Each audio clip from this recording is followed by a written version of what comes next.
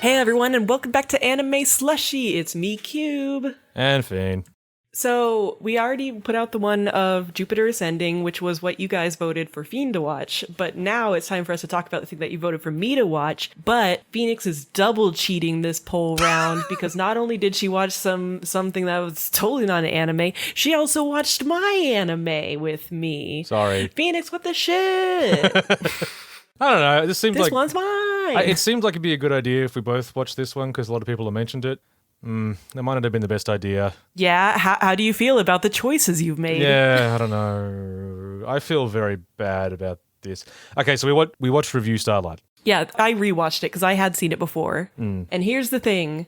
If you are curious about watching it, it's not bad in the way that a lot of the magical girl anime we talk about is bad. So if you think that you might be interested in watching it as like we first start talking about it, you should watch it for yourself so that when we're all grumpy butts about the writing in different ways, you aren't poisoned by our negativity. Yeah. Because it does have a lot going for it in terms of like sights and sounds, and there is a lot of like interesting creative verve in different aspects of it. So just be warned. And if you're like a huge fan, you think everything about it's the best, we might be a bit grumpy for your taste because we got some issues. Yeah, I do feel kind of bad about this because I can see that it's a nice show and I can get being into it, but I had a pretty miserable time watching it, to be honest, by the end.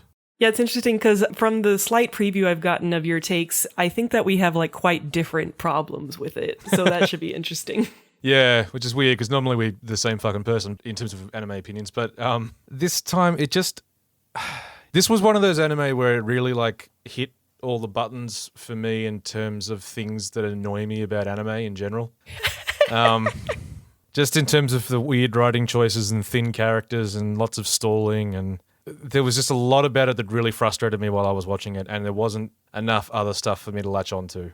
Yeah. Like, and also the other thing is I feel like I might be bringing some personal bias to it as well because it's a show about theatre kids. And I spent a bit too much time around theatre kids to ever be completely dissociated. What did they do to you, Feen? What did the theatre kids do to you? It's just... So, like, my best friend is an actor and a writer and stuff. And what I discovered about actors is that there's actors and there's actors who hate actors because they can't stand all the things that make actors annoying. So you can hang with the latter, I assume? Yeah. Because all they like to do is get together and bitch about actors. It's like that hipster joke about the two hipsters walk into a hipster bar full of hipsters and one turns to the other and says, "Let's get out of here, there's too many hipsters." Yeah, it's that, but actors. So there is like a little bit of that for me with this, just going, oh, it's fucking actor kids. Which is totally unfair. It's totally unfair to the show, that part of it, but I have other criticisms. Anyway. Yeah. So basically, if you've never heard of Revue Starlight, it's a multimedia franchise that launched as a series of plays and like musical plays and also this show and also a gacha game. So I will say, like, knowing that, the show is definitely much more interesting in terms of like what they went for than you would expect, considering that it's like, you know, theoretically just to sell a gacha game. Yeah. No, it's like compared to some of the other tie-in animes for gacha games, it's like it's leagues above in terms of effort and parts of the end product. Yeah. Yeah. So it's about girls in, this like dance academy and stuff. And it's very Utena because I think some of the people that worked on Utena and clearly like Utena a lot. And so it takes a lot of inspiration from Utena in different ways that I know Phoenix hasn't seen Utena, so we can get into that as it manifests. But I think that's also kind of gets into my problem with it because I don't mind that kind of like super weird artsy, we're just fucking around with imagery stuff.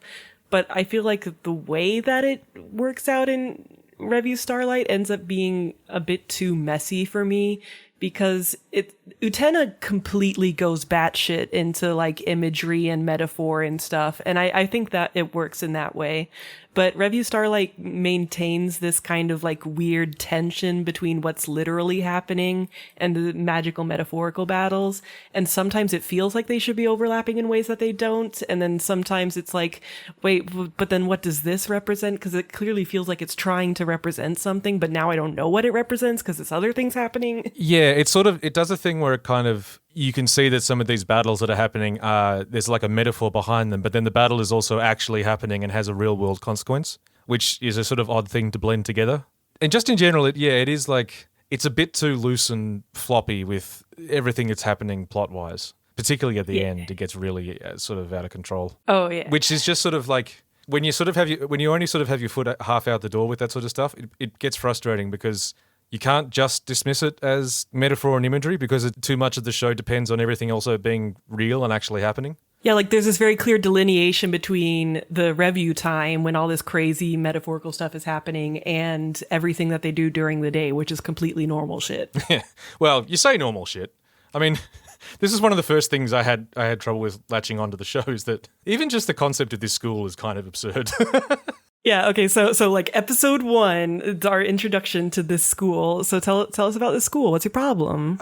So it's a school that is entirely focused around theatre arts. You're either in the A class where you learn to be an on-stage performer, or you're in the B class where you learn to be a backstage technician. But it's also like, it's a boarding school because all the kids live in dorms. And like, this just seems like if you were a parent who sent your kid to this school rather than high school, you are fucking them over for life. This is a bad decision. Well, like, once like Claudia, she is a child actor, so, you know, these are all fucking theater parents. I mean, yeah, like some of these kids are going to succeed, but some of these kids are going to finish this school, not succeed as an actor, and they're not going to have a high school education. Yeah, you don't get the impression that they also do math or anything. I think like it's at one point they sort of mention it sort of offhandedly, but like they spend a lot of time doing other like theater specific classes, like traditional Japanese dance and different types of acting and singing and musical sort of stuff. And it's like, oh man, these kids would be insufferable. Yeah, like if you happen to be like, you know what, actually theater isn't really for me, I'm just going to go ahead and do something else, you would be like very unprepared to do other things. Yeah. But I mean, look, that's but again, it's a fantasy for people who like theater. That's fine. It's not meant to be taken that seriously, I don't think. No, yeah, it's like, and especially because I was ready for like all this more metaphorical shit happening. I was like, okay, that makes sense. It's like not supposed to be like a realistic school. No. But then it's not quite, you know, completely crazy. No, yeah. The other thing I found was this show moves quite slowly in some ways, particularly at the start and the end. It really took a while to get going for me. Like, actually, the first 3 episodes, in a way, sort of needed to be rolled. Well, kind of just the one episode in terms of the stuff that happens and how much is established. The pacing is weird. Yeah, it is. I will say, overall. Yeah, it felt very slow at the start. I mean, obviously, there were other reasons why I was frustrated, but it really took a while to get its hook into me, in as much as it did. I was going to say, did it? So, like, what happens in the first episode? So we meet our main character, Karin, and she, you know what? She's a Genki girl. She does her best, but, you know, she wakes up late and stuff, and, she might be a little ditzy. I don't like Karin very much. I think that she's nothing as a character, personally. I mean, this is the other thing. The 2 main characters are pretty empty as characters, but we can get into that in a minute.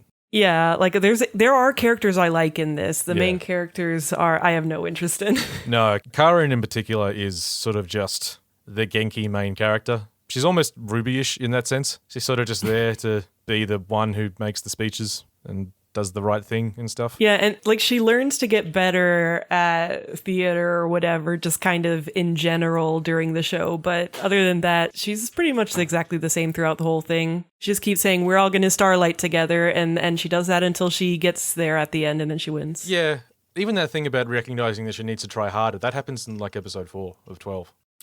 Yeah, this kind of happens.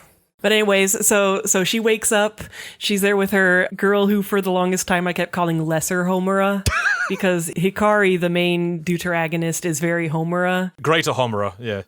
Yeah, and then this girl is a Lesser Homura because she's got the like super gay for the protagonist thing and she's got the long dark hair, but she's just kind of a disaster gay and she, you know, that she's not going to get to be with the main character, even though she's actually supportive, unlike Hikari.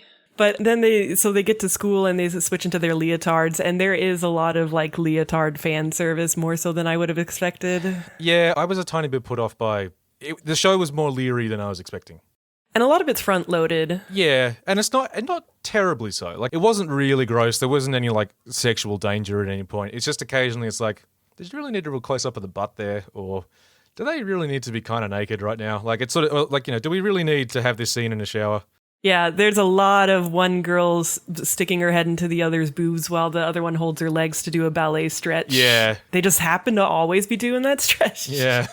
Especially because, like, the shot always goes the same where, like, one of them will have their face mushed in the other one's boobs, and then it cuts to the other one looking down on them with a big smile. And so, Yeah. Enjoy my bosom. So they're all here, and you meet all the characters. We'll probably get more into each character as they get into their like episodes that are really about them as people. Oh, yeah. A bunch of them was like, I did not remember any of their names until we actually explained who they are and what they do. There's sort of the first scene where you meet them all, you do sort of get a rough sense of the dynamics in play. There's the best girl, there's the second best girl, there's a very lazy girl, and I thought for the longest time was her sister, who sort of has to like push her around and make her do stuff. I immediately recognize them as the Uranus and the Neptune duo. Oh, right, okay. These are the designated biker gays. Yeah, and then there's also, there's one with glasses who's studious. Yeah. Her personality is having glasses. She's Juna. She's going to be one of the ones that we actually have to think about sooner. So remember her audience. This is Juna. She's a glasses one. She's the nerd. Yeah. Oh, and there's Banana. Banana is pretty important. Her name is Daiba Nana, and so they combine it to make Banana, and her hair is meant to look like bananas, but for some reason they're chopped off at the bottom, and I don't understand it. It looks kind of goofy. Yeah, I got how it's meant to look like a little bunch of bananas, but I don't know. Yeah, but it's like having it chopped like that doesn't make it look more like bananas. Why doesn't it just round out to the proper banana shape? Give her the rest of her nana. Anyway, she's like the mom one, so I'm like, oh, I like this mom energy. And it was interesting rewatching this stuff, having seen the show once before. It's like, oh, look at all these girls, and it's early morning, and they're coming together, and that's a kind of nice vibe. Yeah, it did have, like, if you weren't as put off by theatre kids as I was, there's definitely, like, little moments in the show where I was like, this vibe is recognizable, and I quite enjoy seeing it. Yeah, like you could see how kids who were in dance as children would find it kind of nostalgic in that way. Yeah. But you know what? There's one more we need for this cast. It's time for a mysterious long dark haired transfer student girl. This is something never seen before. But one of them has seen her before. Oh, yes, because the main character recognizes her and she's like, Hikari, that's my childhood friend Hikari. And Hikari's like, fuck you, don't talk to me. Yeah. So it's that thing of the mysterious transfer student is the childhood friend of Karen. And she used to be different, but now she's so grumpy. Why is she so grumpy? Yeah. You say she used to be different. I'm not sure she was, to be honest. Oh, that's true. She was kind of a grumpy bitch as a kid. Yeah, okay. Yeah, because here's the thing, like, Hikari's one of those characters that's like, oh, she's so tsundere, but the actual way that plays out is that she's just really horrible to Karen all the time. Yeah, she's just kind of a bad friend. So here's the thing. Her character is the same. We get a lot of flashbacks to when they're kids, and Hikari behaved just as coldly back then too. And we're given an explanation for why she behaves coldly now, but we're never given an explanation for why she was cold back then. So I think part of it is that she's just kind of not a very nice person. Yeah, like they try to make it like, oh, it's because she was trying to protect her and trying to do this and blah, but it's like, but she also, yeah, she was exactly the same when she was like 5 years old. Yeah, so, nah, don't buy it. So, yeah, she's just kind of a mean person. Yeah. She's the cold tsundere to Karen's Genki energy. It's a classic. Yeah. Two great tastes that taste great together. So she doesn't want to be friends, and Karen's so confused by that. And then at night, Hikari's going into the school, and Karen's like, what? I'm just going to stalk her because I need to know what's up with that. And then Hikari rides this mysterious elevator down, and Karen's like, what's up with that? I'm going to follow her. And now it's time for things to get Utena as fuck. So Utena had sort of metaphorical battles in a dream space?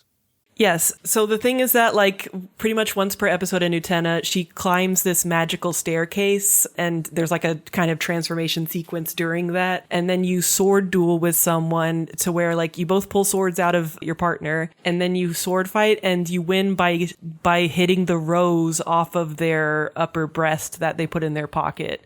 And then you win the sword fight and whatever emotional conflict you were having. So this is very Utena then. Yes, now you understand. In this, they jump onto a stage where they're spotlighted and they sing songs while they fight with weapons trying to break a small brass badge off each other's chests that holds up a... You see, it's completely different, you see. That's holding up like a little sort of coat that they wear over their shoulder. And if the coat drops to the ground, then you're out. Yeah. So yeah, and like it's not like, oh, they were hoping nobody would notice. It's very clearly like this is a homage, but it's just funny how like on the nose certain parts of it are in that way. The other thing about it is that as surreal as it is, like the person running this is a giant talking giraffe, which everyone sort of goes, a giraffe, and then they don't care anymore. Yeah. As odd as that is, this is all definitely happening, and there is a real world consequence to these fights. It's a tournament. Yeah, but I think it's still supposed to be like a kind of dream logic space. I think, yeah, it's definitely dream logic space, but everyone remembers these fights. Everyone remembers it happening, and because it's a tournament, there is going to be a real world consequence from someone eventually winning. Yeah. Because the thing is, once Karen gets involved in the fighting, it sort of becomes, each episode where we explore one of the characters, it sort of becomes about some misconception that each character has, and Karen sort of talks them out of it. So the fights are sort of metaphorical in terms of that person working, like arguing this point. But at the same time, they're still part of the tournament and they're still trying to win the tournament. And if they don't win, something's going to happen. So yeah, it's not just a metaphorical space to sort of explore this argument. It is also a thing that's happening. They just happen sometimes to argue while they're doing it. Yeah. See, and I was down for that mixture as long as you have to like really execute on that strongly. And then I'm willing to just be like, it doesn't matter how much of it is metaphorical and how much of it is literal, because we're just like having, cool artsy times. But again, like the way that it ends up coinciding with the literal stuff happening in the real world, I'm like, wait, so then how much of this? I don't. The other issue for me is that a lot of the arguments I did not find particularly groundbreaking, or were just a bit basic. Yeah. And so it's kind of, I mean, this is one of the flaws with this show, I think, in general, is that even the better characters are still pretty thin. So I'm not that invested in these arguments they're having. And it's also like, it's just always, they're not interesting arguments in terms of like, well, both people have a point. There's always just one person who's clearly wrong. So yeah, and it's like you kind of get where they're going at some point. It's like, okay, let's just hurry up and have her lose her fight where she figures out that no, it's not okay to or feel masculine and over this. Hey. Shh. But also, like, again with the argument thing though, is that Karen is watching Hikari and Juna fight. They don't have an argument. They're not even talking to each other.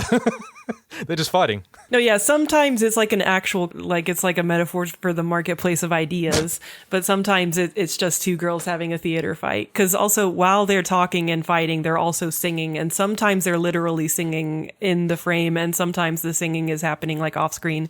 Kind of is exactly like they did in Symphogear, actually. Yeah. Now, while this is happening, the giraffe is explaining to Karen what's going on, which is that they are fighting to become the top star. Top star. It's sort of, at least at this point, it's implied that it's just like you're going to have like major success as an actor in the stage of your choice. Yeah. It's very vague exactly what this is going to be and what sort of success you're going to have. But like everyone wants to be the top star because you're gonna really fucking make it. Yeah. And he's like, you can't be the fucking top star. Look at you. You wake up late and stuff. You suck. So you can't do it. And she's like, fuck you. And so she jumps down and she's like, I'm going to go help Hikari because she's fighting there. And I don't know what's happening, but I got to help her. Yeah. Hikari's about to lose is the thing. Yeah. So Hikari jumps down and it's time for I fucking love the transformation sequence. Oh, it's great. No, this part of it 100% down. Hell yeah. There's a very pro-marish, it's red on red text, it just says, I am reborn, as Karen sort of falls backwards through it. Yeah, and like this bitchin' music starts playing and you can hear them going, I am reborn in Japanese in the background, like chanting, and it's like, oh. And then the visuals are switches to this giant mechanized area that is building costumes and weapons for them. And it's bitchin'. It's really nicely done.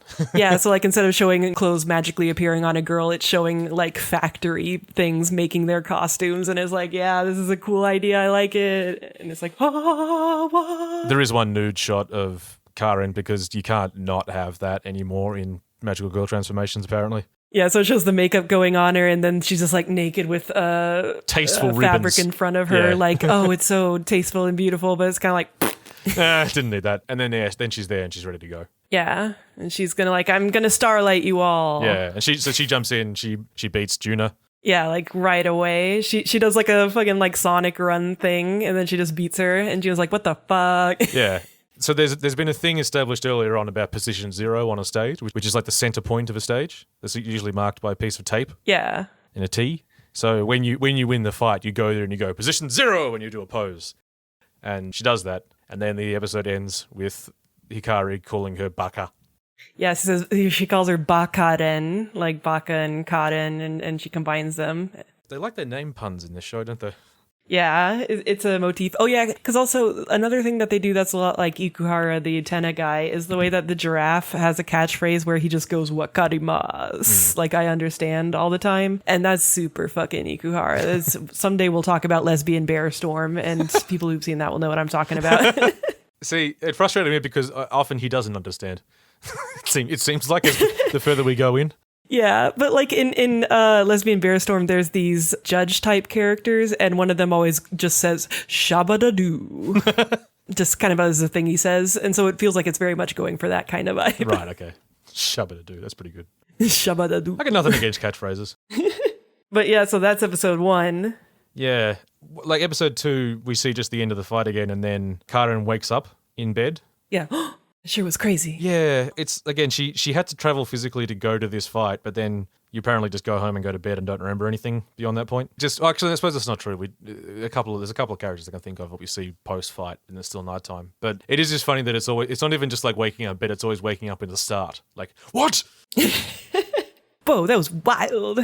Now, question about Lesser Homura. What's her name? Mahiru. Mahiru. Is she? This is the other thing about this show that I assume is also Utena-ish. It has giant lesbian energy everywhere. Yeah, it's one of those things where I wouldn't call almost any of the characters gay rep, but everyone is gay. Yeah.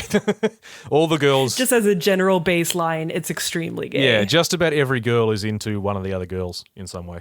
There's a lot of, like, by the end, there is no heterosexual explanation for any of this sort of situations. Yeah. Oh, and okay, now I feel bad because I didn't say this earlier. Yes, I know it's a Takarazuka Revue thing. I know that they're pulling a lot of imagery and metaphors for that, but once you really think about it like that, a lot of the logic becomes even more complicated because then it's like, well, if it's about being the lead position of Takarazuka Revue, then why isn't there the second position, which is also an important thing? And why is it? So don't at me about how I don't get it because it's supposed to be about that fucking theater. I'll fight you. I know we're gonna talk about it, not in that frame or context, so whatever.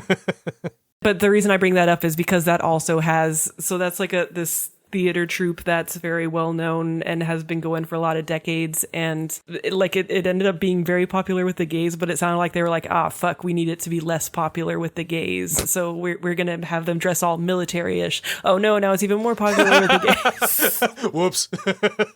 Because it's all girls and they play all the parts, like, and so there's one who's like, I'm the one who plays the boy, and I'm the kind of like beautiful butch girl and that kind of thing. So it's like, obviously that was gonna be big with the gays. This is the one thing we didn't want to happen. Yeah, oops, all gay. So the show definitely leans into that aspect of it, and everyone's pretty gay. But especially Mahiru. Mahiru was very gay for Karen. Yeah, so like she's obsessed with her. That's like the only character trait she has for the first few episodes is that she loves Karen, and she's very jealous of this other mysterious stranger. This other better version of her has turned up. The greater Homura. Yeah, and he's stealing all of Karen's attention. Yeah, because Hikari shows up and she's like, I'm moving in, and Mahiru's like, no! Yeah. I had a hard time feeling positively about her for a while because she was kind of pathetic. Yeah. She gets better, but like luckily they'd get her episode in pretty quick, so she's not stuck in this holding pattern of just being jealous and obsessive for ages. We'll have to talk more about her character during that, because, yeah. But this episode is about establishing Junna, the glasses girl that we saw Karen beat really fast in episode 1. It's now time for them to kind of get to know each other and for Junna's character to be more established. Yeah. So like Cube said, Karen was not invited to be part of the Magical Fight Review because she wasn't good enough. But by jumping in, she impressed the giraffe, and now she's a part of it, which means that this fight is going to have to happen over again because it wasn't supposed to go down that way. No, wait, I think it's just that this is a different matchup because, that was supposed to be Hikari versus Junna, and now it's an actual fight of Junna versus... Oh, yeah, but our character did win, so yeah, I guess it is a rematch. Yeah. I do get confused about, like, was everyone else also fighting that night, or do they join in later? And does I don't think you're supposed to think too much about that, because like people have tried to do the whole, so it's like a round robin tournament. You don't get eliminated and then you're out. You get to fight everybody, but people have tried to like put together like who must have beaten who for this to all actually work out to where they have these positions, and you'll die if you try. Don't do it. I don't think it's actually been worked out that way. In most of the other fights, you do occasionally get flashes of the other fights that are happening, and including in one where you literally pass through all of the other fights. Yeah, that's fun. Yeah, but so I think the idea is that there are other fights going on at the same time, but we don't see them because it's magical hammer space. So, yeah. Yeah. So Juna, she's very serious about being the best, but she's one of those people who's like, I know that I am not like naturally the best, so I need to fucking work harder than anybody and be very serious, and so that I can succeed. And so they're all in class, and the two best girls are dancing, and everyone's just like, wow, they're the fucking best. And she's like, don't just fucking say that. Like, if you're not going to try your hardest to beat them, then fuck you guys. Yeah. Everyone's like, whoa, Juna, it's harsh. There's our main 9 characters, but there's a bunch of other kids who are also just in the class, and they're all just sort of admiring of the main 2. Should we mention the main 2 just real quick? Yeah, because these my girls. They're the 2 most compelling characters for me. Fuck yeah. Even though they're still pretty stock. I don't know what it is. They're just better executed, I think. No, yeah, that's always the key is you can have pretty simple characterizations and stuff if you just do it just right. Yeah. And this is done just right. You introduce the names, I'll fuck them up. So there's Tendo Maya and there's Claudine. So Tendo Maya is the number 1. She's the best girl, and she just has a lot of BDE, and she's like, yeah, I'm just the fucking best and I know it. So you all better try as hard as you can to catch up to me, but you can't. And Claudine is like I'm going to beat you. Oh, I hate you so much, but you just shine so brightly. I must defeat you because I will be the best. Ooh. And there's a lot of good energy there. Yeah, and so Tendo Maya is the daughter of 2 prominent actors, whereas Claudine was a child actor. So they both got like a strong acting background. Also, Claudine is French, I think? Yeah, I don't know if she's one of those characters that's like, she's half French or whatever, but she can speak French. So I don't know if she just studied overseas or, I mean, I guess her name is Claudine. Yeah. And I guess that's not just a stage name. No. So she's probably one of those like, she is a French mom and a Japanese dad or some shit. But she does sort of tend to speak French to herself when she's just like in a position where you would just, if you were speaking in your native tongue. Yeah. But it doesn't come up much. They don't really get into it. No, she just speaks French sometimes. It's fine. Because I think her last name's Japanese. But yeah, so they're cool, and they're showing off how cool they are. And then Juna and Karin are dancing with each other, and Juna's all angry, and she's like, you definitely fucking cheated to get in. And she's like trying to rules lawyer her. She's like, I'm going to tell the giraffe that you cheated and it's against the rules, and we're going to get you kicked out on a technicality. And Karin's like, I don't know what's going on. The other thing is that like at first, Karin is trying to talk to Juna about it, but Juna says, you're not allowed to talk about it outside of the event or you get fined. It's like Fight Club. Except I feel like that rule sort of gets thrown out the window pretty quick. Yeah, they said there's a penalty, and I guess maybe if they like tried to tell a bunch of people who aren't involved, there would be, but we never find out what that is or how explicit you have to be to invoke it. There's no penalties. Because like Juna is saying we can't talk about it and we're both in it. But by the end of the show, everyone's just talking about it all the time. I thought she was just saying that because they were around other people. Maybe. Even when they're like dancing later on in class and Karin tries to get some more information out of her, she's still saying we're not supposed to talk about it. Yeah, I don't know. Anyway. But anyways, so Juna's just trying so hard, and then she ends up passing out in front of everybody because she was trying too hard. And so she's at the nurse's office, and Banana is being nice mama. Banana mama. And she's like, yeah, I just fucking tried too hard, I guess. God damn it. I can't catch up to everybody. Oh, and then meanwhile, Hikari is like, Karin, you should fucking quit because you just should. And I'm not going to say more specific things to you because I'm tsundere like that. And then, yeah, the phones go off. And so anytime it's time to do all the fights, the phones go off. And do you see the little icon of the giraffe spinning around? It's like, day 2 auditions. Is this the one where Hikari tries to lock Karin in the garage? No, that's later. Okay. So this is the one where it just immediately cuts to the transformation sequence. So she's reborn, and it's time for Juna to fight her. So this is the Revue of Desire. Oh yeah, they're all given names. Yeah. Yeah, and they're very theatrical in ways that, like, it's fun. The metaphors, I sometimes feel like sometimes people get too impressed with the imagery in terms of like what it represents. Like it's very on the nose and it's fun in that way, but it's not like, holy shit, I can't believe they thought of this. Yeah. I think that's part of one of the other things that I got frustrated with was that like the characters are all pretty simple and we spend a lot of time establishing their deal in a way that starts to get a bit repetitive. So, like, by the time that they're in the reviews and they're making these speeches and sort of singing these songs about what they feel and stuff, it's like, I know. I'm picking up what you're putting down. Can you please just hurry up? Yeah, so it's like, so they're singing the song in the background and she's just singing about how she just really wants to be the best and has to fight against stuff to be the best. And they're surrounded by mannequins because she feels like she's just one of the crowd, you know? Do you get it? Yeah, I mean, and that's the thing. It's like, yeah, that's a nice little metaphor, but like, yeah, I get it. It's not amazing. Like, yeah. it's just a filmmaking technique. It's a subtle visual representation of the way the character feels. But I get it because they've already hammered into us how this character feels. Like a lot. Yeah, they don't use the set pieces to reveal things about the character that we don't already know. They just reflect things that we're familiar with about them. Yeah. It's just reinforcement. So, yeah. But there are like, during these, there are a lot of nice visuals and good sakuga. Oh, yeah. Like during this fight, the main character, she has a sword and Juna fights with arrows, a bow and arrows. And there's a lot of fun, her swinging around and stuff. Juna fights with bow and arrows like all lesser characters do. I mean, with maybe the exception of Madoka, it really is the weapon that the chump gets, I feel like, a lot of the time. Yeah, it's a pretty chump weapon. You're a support class of some sort. And you're not wrong. The fights do look great. You can see this is where a lot of the love was into like making these look pretty spectacular. Yeah. Though apparently by near the end they were running out of budget. So when there's like the 2-on-2 fight, there's some stuff that isn't as great. Yeah. But they're doing their best.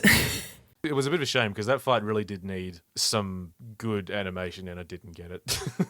Yeah, but that's later. Don't worry about that now. So of course Karin beats Juna because Juna's like, I need this, I deserve this, I have to win. And Karin's like, well, I made a promise and I'm gonna win. Oh yeah, because that's something that she said at the beginning. She made some kind of promise with Hikari and that's why she's gonna win. And she's got to win and so she wins. This is the trouble with the two main characters is it's like, oh, they made a promise. Oh, okay. That's as far as it goes. They made a promise. Yeah, that's their whole relationship is that we'll see different clips of it throughout the show, but when they were little kids, they saw a play and they made a promise to become stars together, and then the other girl moved away to London and didn't respond to her letters for years, but you know, they made a promise when they're kids and so they're destined best friends forever. Like that's it. That's as far as you ever get. And those flashbacks, you see the same images over and over again. Yeah. This was one of the really frustrating parts for me. Was like, I get it. It's not that compelling that like two kids made a childhood promise. Like, yeah, it's not enough for me. But speaking of the superior pair, we see Tendo, Maya, the main girl, the number one girl, beating Claudia in their duel. And she's like, a dream is not something you have, but something you assert. There's only one star shining at the top. And then she says her catchphrase, which is really funny because she says in English, this is Tendo Maya. I'm like, why do you say that? She's very extra. Yeah. But it is there's something so fun about those two because like Maya does make kind of a fun sort of mini antagonist in a way because she's better and she knows she's better and she's not afraid to just like quite blanketly assert that she's better. But she's also not like a huge bitch about it or anything. Like she's not really an antagonist. She's just like, yeah, I know I'm really good, and if you wanna meet me up here, you're gonna have to fucking, do your best. Yeah. But so like she's not encouraging. She's just like, I am better and that's why I'm standing here. And Claudia is just like yeah, she's like, ooh, I hate you being so good. Claudia is also a character that I kept thinking was, whenever I would see a fan out of her, I thought she was the main character from Fire Emblem Fates. Yes, she has that hair that I tweeted about all those characters having. Yeah. It's the best hair. Yeah. So episode 3 opens on our first view of, I'm sure you love this part, the play. The play is a metaphor for the girls and their relationships. Did you pick up on that? Maybe you missed this. Yeah, oh man.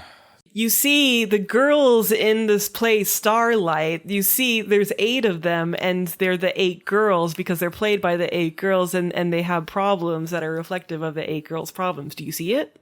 Yeah, and it's about these girls reaching for, like the light of heaven to get their one wish, but then they get separated for a long time. And look, we spend a fair bit of time talking about and showing off the play Starlight, and it's just an extended metaphor for the rest of the show. It's not its own play. It's very annoying.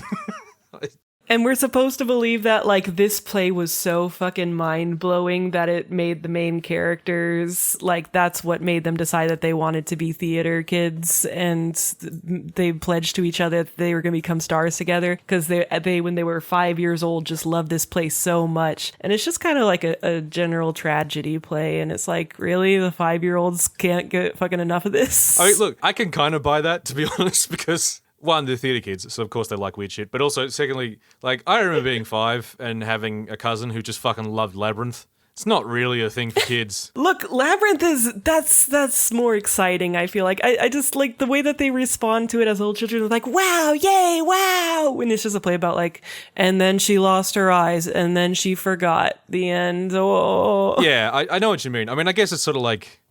Maybe it's more visually arresting. Like Labyrinth, I think, is for like really young kids. It's like, I don't know what the fuck's going on, but wow, look at all this shit. So yeah. Maybe that's the way they felt about it as kids. I don't know. But yeah, I just sort of... Well, and also what we see of the play that they put on at the show isn't like a Takarazuka review. It's just like a play. They're dressed in kind of Greek uniforms, and they're like, oh, how can I be with my love? You will never be with your love. You don't get the impression that they do the same kind of like awesome flying around dancing kind of shit. No, not really. It's more just this story of these two sort of friends/lovers who want to try and get the light of heaven, and eventually they get to this tower, and there's 6 other goddesses. They're not as main characters. Will tell them fuck off, but then they go past them. But then at the end, it doesn't work out. So this is one of the things that I think is indicative of like the messy, weird metaphors of this show. Because for some reason, the star that they want to get is like, if you get a small star, you get a small wish, and if you get a big star, you get a big wish. And if you get both stars, you get the biggest wish or something. Yeah, but then it's like, but then there's only one star, you got to become the top star. But even in the review, they have that imagery of the big star and the little star, and it's like, well, what does that represent? Like, what's the shittier wish star? What's the bigger wish star? And if it doesn't really mean anything specific, why do you keep reminding me of it? Am I supposed to, like, which of these imagery things am I supposed to care about? That didn't get to me as much. It's more that I was just... I found myself ignoring parts of this because, again, it does that thing of just going over this over and over again. Yeah, so you think it's supposed to be important, but it's not. Yeah, it's the thing. At the end, it's not important. This is just part of the play we're going to see a bunch of times. Ah. Yeah, I don't know. So anyways, episode 3. So which one is this again? Okay, well, so it opens on, we see some of the play, and then you see, because this is a play that they put on last year that they're going to put on again this year because it's such a fucking awesome play. If I was the parents and I had to come and see the fucking same play again, I would be annoyed. No, because it's the best play. Yeah. But so anytime you see the play, you're seeing the girls from last year putting it on. And you see Claudia from back then, and she's looking at Tendo, and she's like grumpy. She's like, ooh, I'm going to catch up with you. And then it cuts to the current day, and Juna and Karin are friends now. And the others are like, what? Why are you friends now? And Mahiru's very jealous, because that's her character.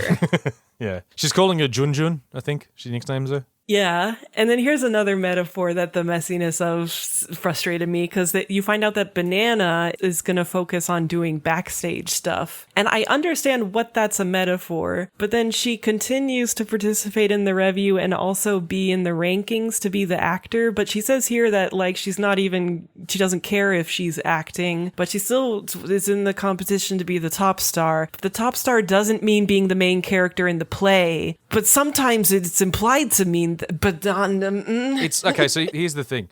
What's happening in the review, as in the magical fights, has in the end almost nothing to do with the production of Starlight they're preparing for their second year. The other thing is, until we find out what Banana's deal is, we never see her fighting in the review. I feel like that was on purpose. Oh, it's totally on purpose. And to me, it sort of felt like a bit of a cheat once we find out what was actually happening, that it doesn't come up. And also, yeah, that the characters don't mention it, because Banana is stepping back to sort of be a backstage person and learn how that stuff works instead. Everyone's kind of surprised by it. But yeah, they don't talk about the fact that she's still trying to win this top star tournament, which is ostensibly about becoming an on-stage star. But the reason they don't mention it is because we, the audience, don't know it's happening either, because we don't even know she's participating in that. This is why it felt like a little bit of a cheat to me. Yeah, and there's a lot of times when the characters are talking about doing the auditions, and sometimes I'm not sure which one they're talking about, and it's like, it really feels like these are supposed to line up somehow. You would assume that, because it's like two competitions that they're in the running for and trying to be stars in, but somehow they're not related, and that feels very messy to me. I didn't have as much of an issue there. Yeah. Because when they talk about putting on this, spoiler alert, the second production of Starlight ends up not really mattering. In the long run. There's talk at the start of how you would assume Claudia and Maya would be the leads again because they're the two best actors, but maybe we should shake it up this time. And there's this push for like, what if Hikari and Karan do it instead? But it doesn't matter in the end, and it kind of just sort of disappears into the background. There is an episode when we're doing one of the episodes that establishes these characters and who they are, where the auditions to get main roles in the production of Starlight matters, but that's the last time it matters. And it's only really for that episode. The rest of the time, like, it sort of comes up, but it's never going to affect anything. And I don't know. I feel like most of the rest of the time they're talking specifically about the Revue magic fights. But then in the finale, we'll get to all those, okay, and then we can fight about it. But... Oh yeah, because everyone's like, oh, Banana, you're gonna do backstage stuff, but what about blah? And Tendo's like, well, maybe, like there's things that only someone who's acted in can write, so I'm actually cool and supportive. I'm a cool girl. I do feel like that's actually a really good point in terms of you're better at your job if you have, it's particularly like a job where that involves a lot of collaboration with other departments, if you understand how those departments work. You know what I mean? No, yeah, that's why she's cool. Yeah. And then this is when Hikari locks Karin in the storage shed. Yeah, to try and stop her from going. She's still trying to stop her from going to the Revue fights without explaining why. She just doesn't want her doing it. Yeah, because it's bad for a reason. Yeah. But I'm tsundere, so I can't tell you. Anyway, she escapes and she goes off to fight Maya. Yeah, so she's going to fight number one. Maybe she can do it. Oh, but before that, there are some scenes with the other girls where, like, Futaba, the butch of the biker gays, is hanging out with Claudia, and she's like, "You seem like kind of down, Claudia. What's wrong?" And Claudia's like, "You know what? I was simply put back in my place." But and then they're dancing, and she's fired up now. She's like, "Yeah, I've decided that. I was bummed that I got beat by Maya, but now I'm kind of fired up." It's like, yeah. And then the femme of the biker gays is being creepy in the baths with the Mahiru, and I just don't like her. She's a weird get out of here. Yeah. So those like two pairs end up fighting this night while Karin is fighting Tendo Maya. In terms of things the show does, I was at least sort of impressed that Karin does not win this fight. Yeah, I do like that. It's like, look, here's a demonstration of what it's like to actually fight someone who's the best at this. You lose. You lost pretty bad. Yeah, you lost quite quickly and quite easily. She's a lot better than you. Sorry. Every other episode, Karin is going to be the main character who wins, but at least at this point, they didn't go as far as having her beat the very best person. Yeah, and again with like kind of obvious imagery, like Tendo is all high up on the stairs, and Hikari's constantly trying to fight up to get her, but no, Tendo has complete control of the zone and can do what she wants. Yeah. And I do like her song is like very dramatic. Oh, and that's one of the things about the songs. I hate Karin's singing voice because I feel like more of the other characters have singing voices, so to speak, but Karin is just constantly doing her character voice super strongly while singing. So it'll be like a pretty cool dramatic song, and the other characters will be like, "No, you cannot do this," and then she's like, "I'm gonna do it." Yeah, it's a little bit too much anime girl voice. Yeah, but Tendo Maya kicks her ass, position 0. This is Tendo Maya. And she's like, "There can only be one star at the top, bitch." I do think it was sort of interesting that one thing we do see after this fight is that Karin is now right at the bottom of the leaderboard, which I did think was a bit odd because she had beaten Juna twice. Look, you can't, it doesn't make any sense. Oh, and Hikari tries to get at her because, she escaped from the shed to go to that fight. And I guess there must be one girl each night that it doesn't have to fight because of this weird combination of people. Because Hikari didn't get the call, and she tries to get in there, and it just leads her back out to the rest of school. She can't interrupt the shit. So Karin comes out, and Hikari's there, and they're standing in the rain. And she's sort of saying, I got completely smashed. I can't believe it. I'm completely outclassed. And Hikari, because she's such a good destined best friend, cool girl, just slaps her across the face. Calls her an idiot again.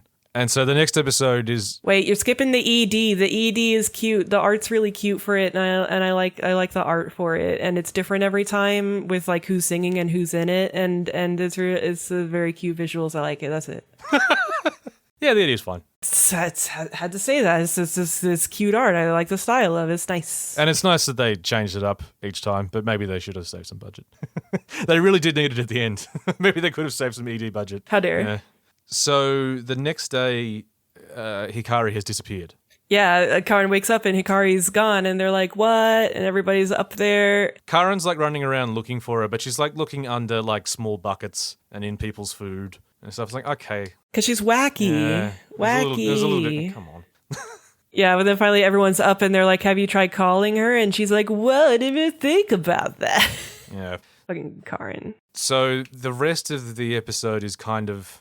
No, you can't skip this. When Banana suggests it, and she kind of like flops Banana's banana pigtails from behind her and says, "Banana nice," and that makes Banana happy. She's like, "Banana nice," and it's cute. It's very important because I think it's also like, you know, when you find out stuff about Banana later, she's like, "Oh, this is the first time this has happened. That's nice, Banana nice." Yeah, and it's sort of a thing she does later on. That was probably one of the more gifable things I saw from the show before I actually watched it. Yeah. Banana nice. But yeah, so the rest of the episode. A good chunk of their episode from this point onwards is Karen chasing Hikari around through different aquariums. Like, Hikari just refuses to say where she is or what she's doing, but she does send a blurry photo of some jellyfish. Now, there's risk involved because neither of them are supposed to be off campus. They're supposed to stay in their dorms. So there's a scene later on where everyone's covering for them and they think they fool the teacher. Turns out they didn't fool the teacher and they all get punished. But yeah, so Karen is running around all these different aquariums. It's the wrong one, it's the wrong one, it's the wrong one. Well, no, actually, no, I do think Hikari did go to those other aquariums too, didn't she? Yeah, so she's like leading her on a kind of like bitchy scavenger hunt kind of thing. Yeah, and then at some point she finally does answer the phone and they sort of have this conversation, like a long catch-up. Again, this is one of those little moments that I kind of liked because this felt like a realish sort of event, this thing of like when you have a big catch-up with a friend you haven't seen for ages and you end up having one of those really long phone calls. Yeah. And so I sort of did relate to this, although it did seem weird that like the conversation is disjointed. So on Hikari's end, she's just telling her things about London because that's where she was. But on Karen's end, she's saying like, I kept contacting you, but you never contacted me back. Like, she's talking about her specific feelings for Hikari, and Hikari's like, the food there is better than you would have thought. Like, like she's just not addressing that. No, yeah, like, I get that we're skipping around the conversation, but it's like, but did she answer that question? Did she? Did she? This goes to the central issue I have with their relationship, which is that later on we find out that like Hikari cut Karen off because Hikari loves Karen so much that if she ever talked to her again, she'd want to go home and like she can't stand it. Fucking whatever.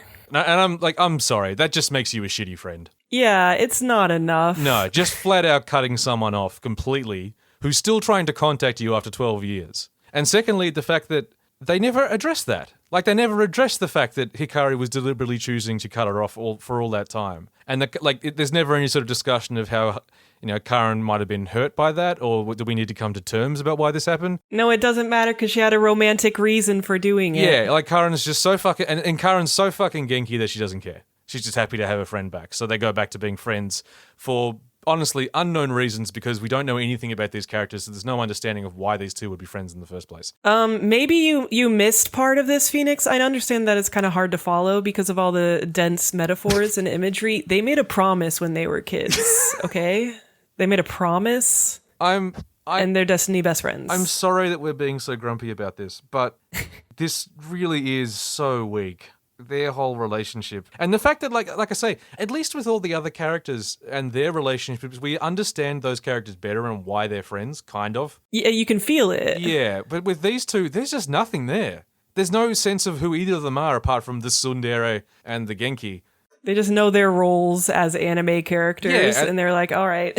And they're connected by this fucking stupid promise, and that's it. we spend all this time sort of focused on their relationship, and now that they're back together, and they have this moment at night where they're standing in front of Tokyo Tower, and they hold hands, while they're looking at the tower lit up in the night, and I just feel nothing because I don't know who these people are, and I don't care about them. Yeah, this is all they have, and what they have is not great. And apparently, even among big fans of the franchise, it's kind of like generally accepted that they're the weaker aspect of the show and everything. Yeah. So this isn't really like a hot take. It's just one of the weaker aspects of the show, even if you are a fan. Yeah. And again, it's just like the other thing about handling it in this way, where you never deal with any parts of the relationship, is it does mean that Hikari just ends up being kind of a bitch.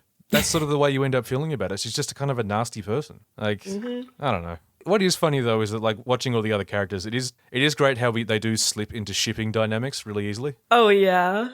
Every character has such a clear, even though they're slightly more fleshed out characters, they have such clear shipping dynamics. Like, the energy between Claudia and Maya is, like, amazing in terms of a ship dynamic. Oh, yeah. And clearly you're supposed to ship fucking Karen and Hikari too, but no.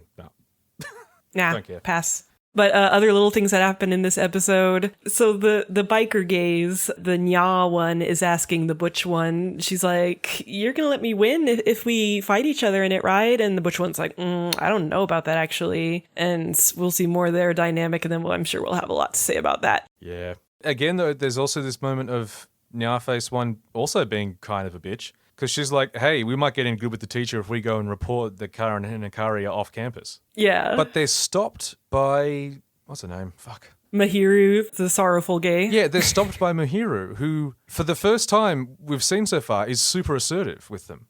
It's cute. It is cute. Like, her thing is, it turns out her specialty is baton twirling. So, like, she stands in front of them before they get to the teacher's place saying, I am the goddess of the hallway, and you shall go no further, and basically scares them off. Yeah, she aggressively baton twirls at them.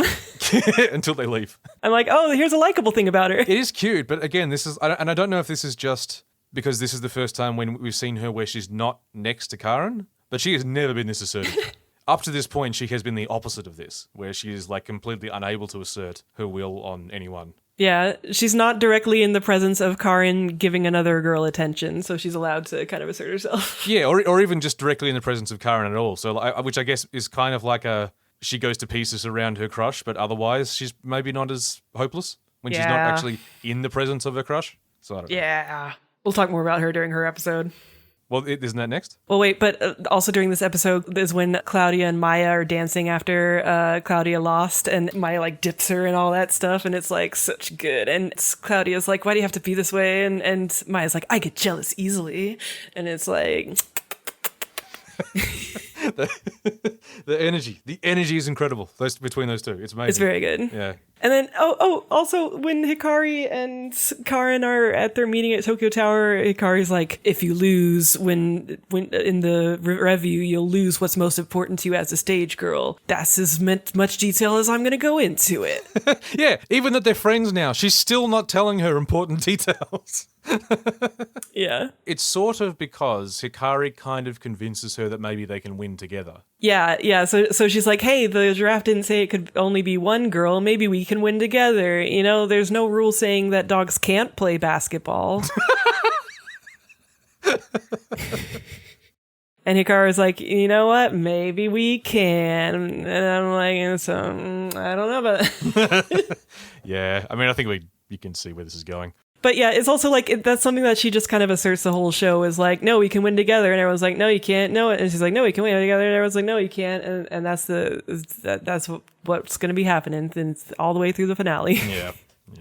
Anyway, so episode 5? Yes. Okay, so this is the episode about Mahiru and her gay. So for the first time, we learn a little bit more about her backstory. Yeah. She comes from the country. She was raised by a grandmother. She's got 4 little siblings. She's the eldest. And at first, you sort of get the impression that she was pushed into acting by her grandmother, and it wasn't really something that she was that into. Yeah. Yeah, which is kind of why, like, she feels a bit listless while she's at the school. Like, she's definitely not one of the best, and she doesn't stand out, and she's not even sure why she's trying to do this. Yeah, she doesn't know what she has going for her. No, not at all. She doesn't think she's anything outside of, like, being next to Karen. Because this was the big thing. She was sort of saying before Hikari showed up was that Karen was sort of idly daydreaming about being the lead in Starlight, and Mahiru was sort of going, well, maybe we could be on stage together. And they got really excited. And now because Hikari's shown up, she's very sort of, I'm losing my place next to my crush. Ah! Yeah, and so that's most of the episode. She starts being like that kind of creeper lesbian a bit, where she's like trying to drink from Karen's water bottle because it's like, oh, wouldn't that be? She sniffs her towel and then she almost drinks from the water bottle. But each time this happens, much like Homura, Hikari just sort of shows up out of nowhere. Oh yeah, she has the ability to teleport in. Yeah, and just goes, I forgot something. Yeah, which is kind of funny. But then the second time, Mahiru yells at her and she's like, God, you're ruining everything. And then bling, bling, it's time for battle. The line here was interesting, but another one of those lines which this sounded cool, but I'm not sure what you were going for. So what she says to Hikari, how dare you steal her from me? And Hikari says in response, steal is not a word you should use lightly. And then they get the phone call. And I was like, what's Hikari's point? I guess because she had her star power stolen from her. Like that's something that you're supposed to kind of appreciate later, is like she had something stolen from her and it was the glimmer. Okay. So she just takes theft more seriously. Okay. Yeah, she's like, I don't use that word around me. This triggers my PTSD. But Mahiru, she's not going to fight Hikari, she's going to fight Karen. And she's like, let's fight Karen. And she has a mace and she has a fun jazzy song and it's pretty cute. I wasn't sure what was going on here timeline-wise, because I couldn't work out was this the first time that she was invited to the fights? See, that's what I keep saying. I assume she was fighting other people in the background on other stages during the other rounds. And this is just the first time her and Karen have met and understand that each other is in the Revue. Yeah, but it's also like, it would make sense character-wise for her to only be invited now because suddenly she's got this like fire in her. I thought that's what the show was putting down. No, I tend to agree. I think she must have been there the whole time, especially because we saw a leaderboard with 9 slots on it. Yeah. But like, for a while I thought the show was doing this thing where the girls don't get invited to come along until there's a crisis and they have the potential to be the top star.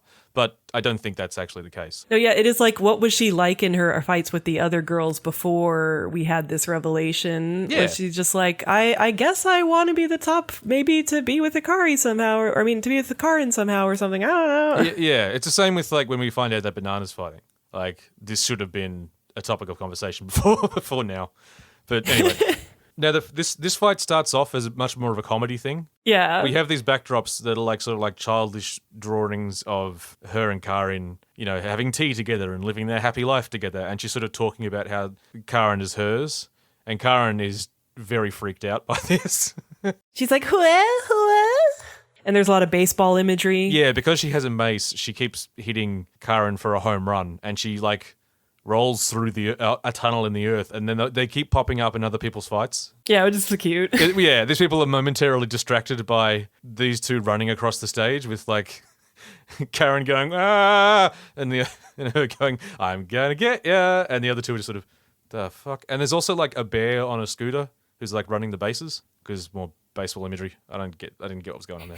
Yeah, and it's like, I do appreciate that, Mahiru has the one weapon that isn't a blade, so it's not good for actually cutting your thing off because she doesn't care about winning. I understand I'm picking up what you're putting down there. I get it. But it's also like, you have these three, they have the image of them going through the 3 stages, and then the fight turns serious. Yes. It happens sort of quickly when she's going on about how she doesn't feel like she's anything without Karen, and she needs her back, or like she's got nothing else going for her, blah, blah, blah. And then Karen's like, yes, you do.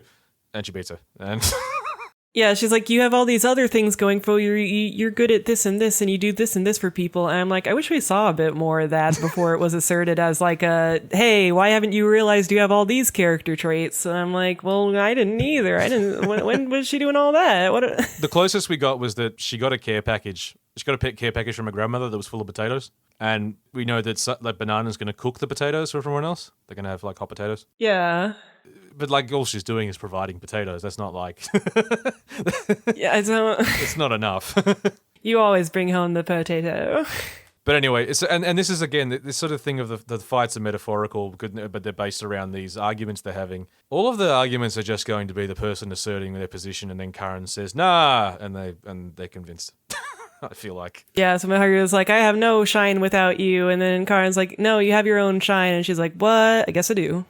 And that's kind of it. And it's sort of, I don't know. This is another one of these anime things that bug me, is when they do this sort of character development where we have one conversation and you turn my entire character around. Because these characters, so much of what these characters comes down to is they have low self-esteem. And hey, as someone who has low self-esteem, you'd be surprised how like immune you are to people telling you nice things and how little that helps.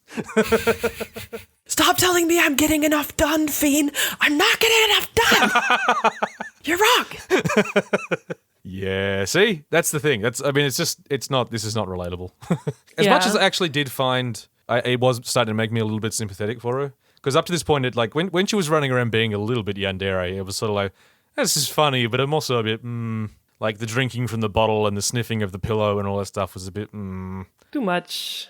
But like when it got to this stage where she's just really laying out, I feel like a complete useless piece of shit. I was like, oh man. Yeah, I was like, there is something interesting here, and if you like executed on it a bit more cleanly, I probably would have been more down. Yeah, but it's more that it's solved by one conversation with the Genki, and it's like, oh, we're done. I'm like, well, all right. Okay. The thing at the end of the episode that really hammers it home is, apart from that Banana's cooked all the potatoes and everyone's saying, thanks to the potatoes, her grandmother also sent this DVD of a news report that was on her about like when she was like, the local child star in her town and was going to this prestigious academy. And we'd seen her watching it before the fight, and she cuts it off right before the end when someone asks her what sort of star you want to be. And Karen found it and put it on, and she's very embarrassed and blah, blah, blah, but we finally see the end of the tape. And she says, I want to be a kind star who can make people important to her smile. And I was just like, Aww. it's too much. It's just, come He did on. grumpy. I know I'm being grumpy, but fucking come on. Why don't you like her want be good friend, make friend happy? What's wrong with that, Feeny? It's too much. It's just too You saccharine. won't make good friend, be good friend happy.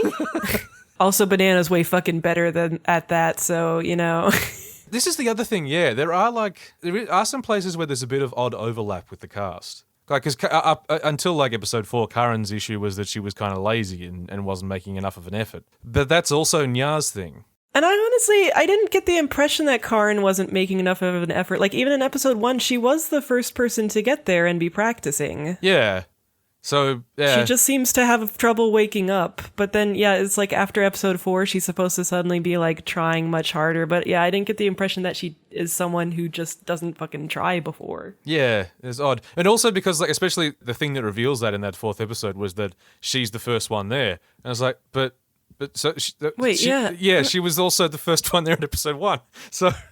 And we know that they're all the top of their class because they got to be the stars last time in this Revue Starlight. So they're definitely all like, she's not like some noob who's coming in here fresh faced. They sort of establish, we'll find out why later on, but they sort of established she was kind of the bottom of the class. She was the bottom of the top, if that makes sense. Like, yeah. Of those top 8, she was the least powerful. Yeah. Anyway, episode 6? Yeah, episode 6. So this is the one about Kaoruko and Futaba, the lesbians, the biker lesbians. Just to be clear, Futaba is the one who rides the bike. Kaoruko is the Nya one. Yeah, so Futaba is the driver, Butch, that she's always like taking care of and kind of babying Kaoruko, who is like I just want to do what I want, meow meow, nya nya. So we get a little flashback to their childhood too. They grew up in the same house, some sort of other academy for like little kids. Oh wait, so sorry, I had it wrong. It's Kaoruko. Kaoruko. That makes more sense. Okay, I had Ruku. Oh wait, I did write it right. I was just reading it wrong. Kaoruko. Kaoruko. Okay. Let's just call her Nya. Yes. Okay. So Nya's thing is that she does have quite a bit of natural talent, and she's an attention seeker. So she works as an actor, but she's incredibly lazy. And Futaba basically has to like do everything for her and take her places and remind her to get to places. She has to like drag her into class every morning because she's sleepy. Now, I understand the idea with this character, but is it just me or did they push Nya's flaws way too far?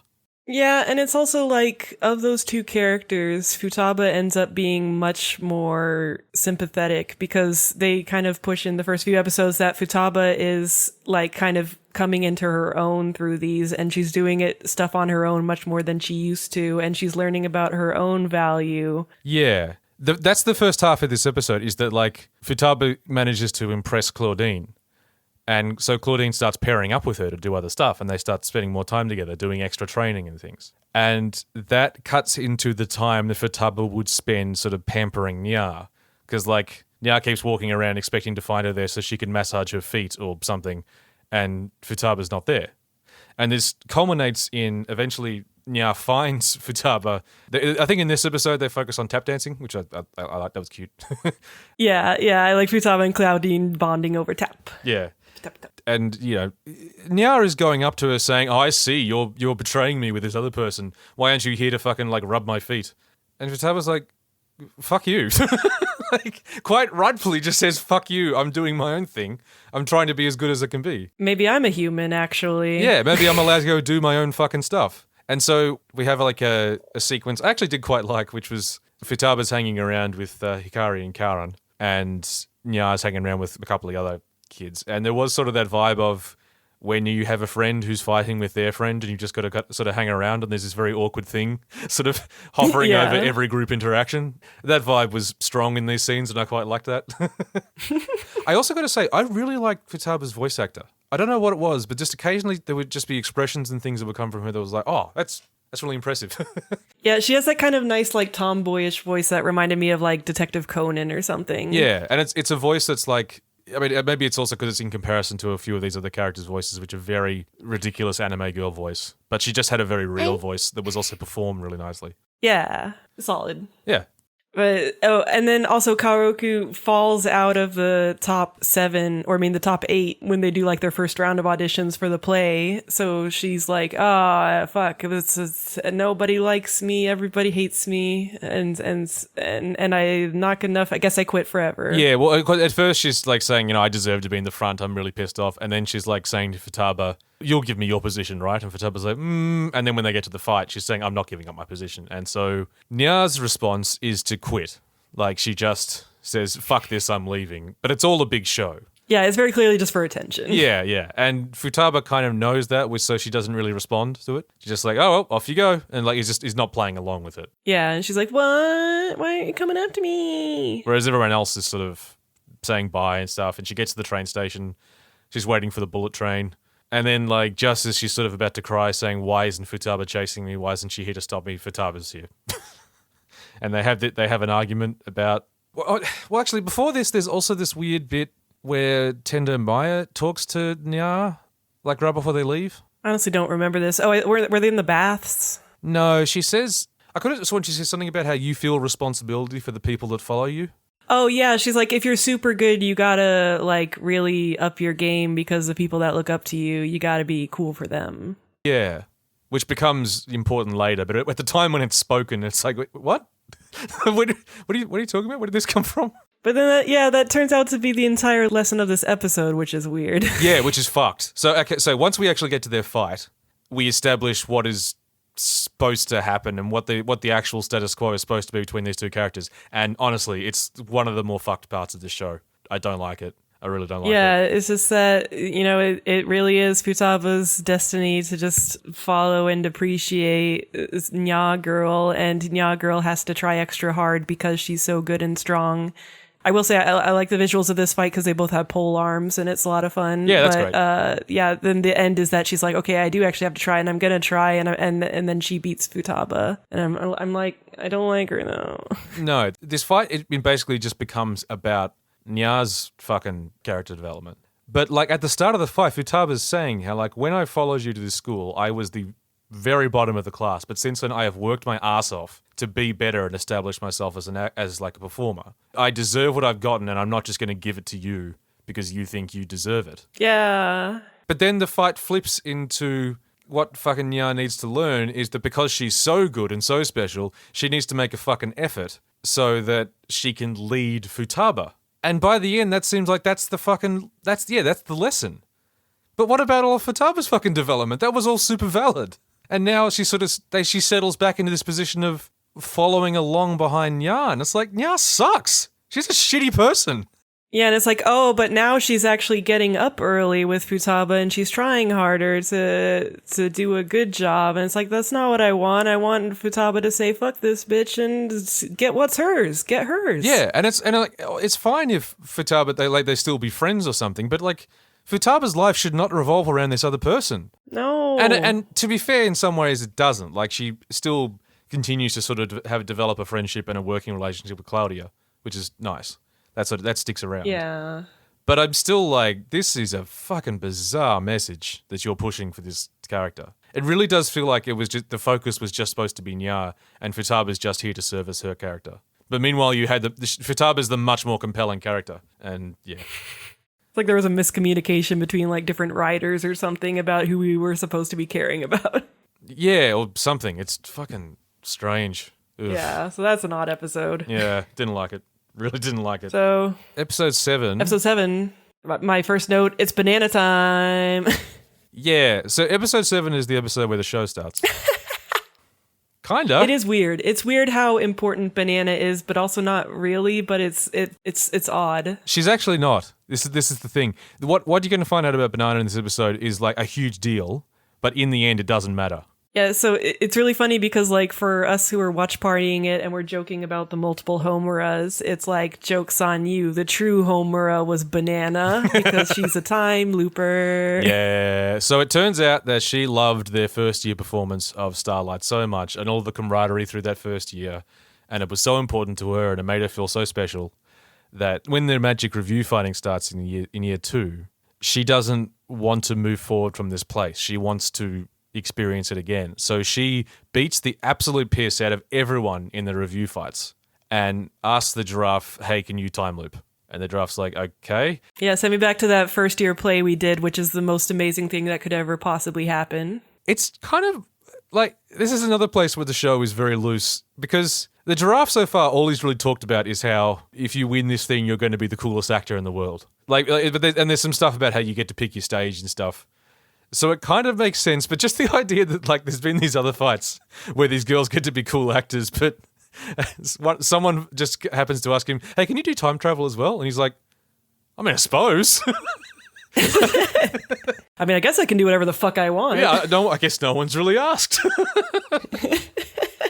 And it's also like, there's a tiny bit here of like the giraffe's motivation for doing this because he wants to like see an incredible performance or something that's never happened before. Yeah. But that's got nothing to fucking do with what he does for Banana, which is just keep sending her back to the start of year 1. Okay, I guess, yeah, he's like, well, it's not what I like, but fucking fine. Yeah. That's this whole episode. But what we learn is unusual is that Hikari has never shown up in any of the loops before. Yeah. And so this is different and strange. Yeah, because Banana's loop, it goes through their whole first year again, which we've never seen any of before. No. But all the lead up to them doing that first performance and doing it, and then she always gets back to the review year, wins the review, and then goes back to the beginning of that first year. Yeah, so she always gets through a chunk of year 2 and the start of the production on the second year of performance of Starlight, but it never happens, so it doesn't become an issue. Except in this episode, the fact that Hikari is here is sort of worrying her that something major has changed. And that I think the fact that Hikari is here is also the reason that she sort of dropped out into the B class.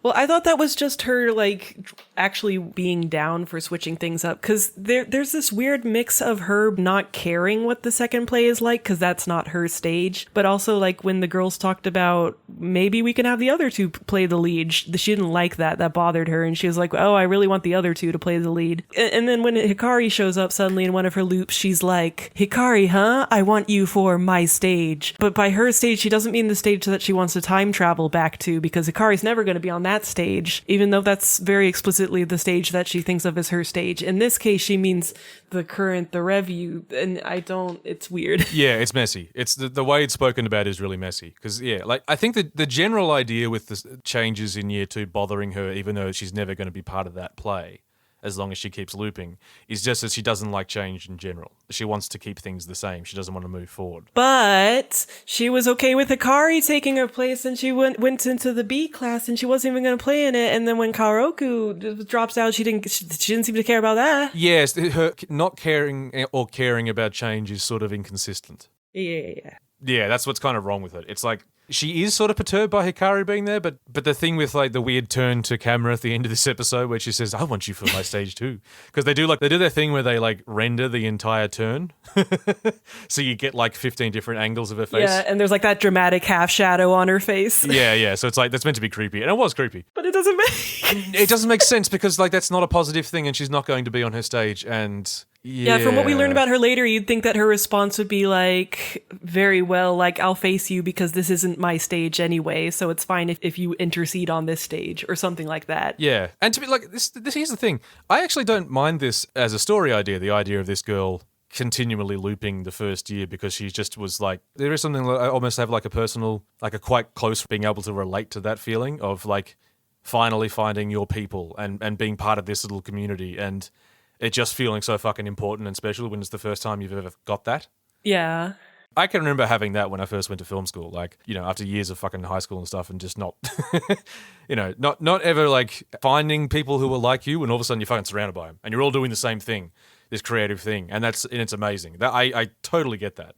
Yeah, I was more down for that vibe the second time. The first time I watched it, I was like, that's a bit fucking much, Banana. You're fucking kind of crazy, huh? I mean, I guess it was a good play, but you're trapping everyone in a time loop for years and years. It's kind of fucked up, Banana. Kind of a lot.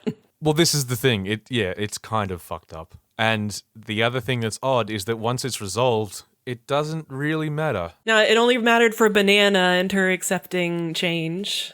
Yeah, but like some of the other characters learn what's been happening and they don't really give a shit and Banana gets over it and like it doesn't affect the rest of the plot. The only thing that moves the story forward is the fact that Hikari showed up this time. But something else we never get is an explanation for why Hikari showed up this time and not all the other times. Yeah, because we find out why Hikari interceded, but it's like, how does that work in with the time loops? And that's kind of odd. There's no explanation for why it never happened before. So, yeah. Strange. Very strange. That's kind of odd. Yeah. And yeah, I kind of like the ballsiness of having a character doing a dramatic time loop that's like, you know, just one of the side characters and that's just kind of their thing. But it's weird. It's weird and there's something about the fact that it doesn't connect to anything else. Like it just seems like it should be a bigger deal and it ends up not really being a big deal at all once it's resolved. Yeah. I guess it gives us a sense of like what the winning the thing can do for you. Kind of, yeah. But like she's the only person who uses it in not that way you would expect, kind of. Yeah. And also in terms of the Revue being a metaphor for being like the super big star, but she never wants to be the super main character. She doesn't even fucking care if she's in the play or whatever. And so sometimes you win the Revue, you win the biggest star, but you don't need to. I still just can't get over that like she figured out you could use it for time travel. I mean, it sort of makes sense in that like she says, the stage I want is the stage I've already been to. So, but it's funny that she gets sent back a whole year back in time. Like, she doesn't just get sent back to redo that play. He's like, you can have the entire year. Have fun. Yeah, which I guess it's like you could sort of say that like the actual school time and all that is the stage, not the stage itself. I guess. Yeah. I want the stage of me having world peace. This is sort of funny. How far does this logic go? So the next episode, we're going to find out about Hikari's deal. That is the next episode, right? Episode 8? Yeah, so after, you know, the Bananas episode, I want her for my stage. Then, yeah, next episode we get to see Hikari, because it's like, oh, how did she show up suddenly in the loops? So we see Hikari in London getting all those nice letters from Karin that she won't reply to. Like, she's replying to them in her head, where she's talking about what's happening. Yeah, she's like, sorry, Hikari, I can't talk to you. If I write to you, I'll want to see you. So, you know. Do we get the flashback to them being kids in this episode too? When she's saying she's leaving? I don't remember. But then she's called into the Revue auditions London version. And apparently this is like the gotcha storyline is all about all these different schools with their own Revue teams like fighting each other or some shit. Okay. There's like international, I think there's American Western ones with guns or something. Because all American stage performances have guns. Well, I mean, Texas is America, you know. All America's Texas. I'm pretty sure that's the case. If it's not the case, I'll be disappointed that I misremembered that. The consistent characterization of Americans I've seen in anime has always been some sort of big, bold, brash Texan. Hell yeah. And it's like, well, I guess that is the most like big, bold, brash part of America if you're going to characterize it. Texas is the most American America. Yeah. Take that, all other states. Yeehaw, tip of my cap. But she's in the London, so it's like blonde white girl that defeats her in the Revue ultimately, and she's like, ugh. But because she's cool or something, she didn't lose all of her glimmer. She was able to keep a little piece of it. Well, hang on. You're skipping over something here. This is the thing. Oh, sorry. Because we keep joking about Homerus, and then we heard there was a time loop, and now it turns out that the giraffe wasn't quite straightforward about how the whole review thing works, because he's fucking Cubey.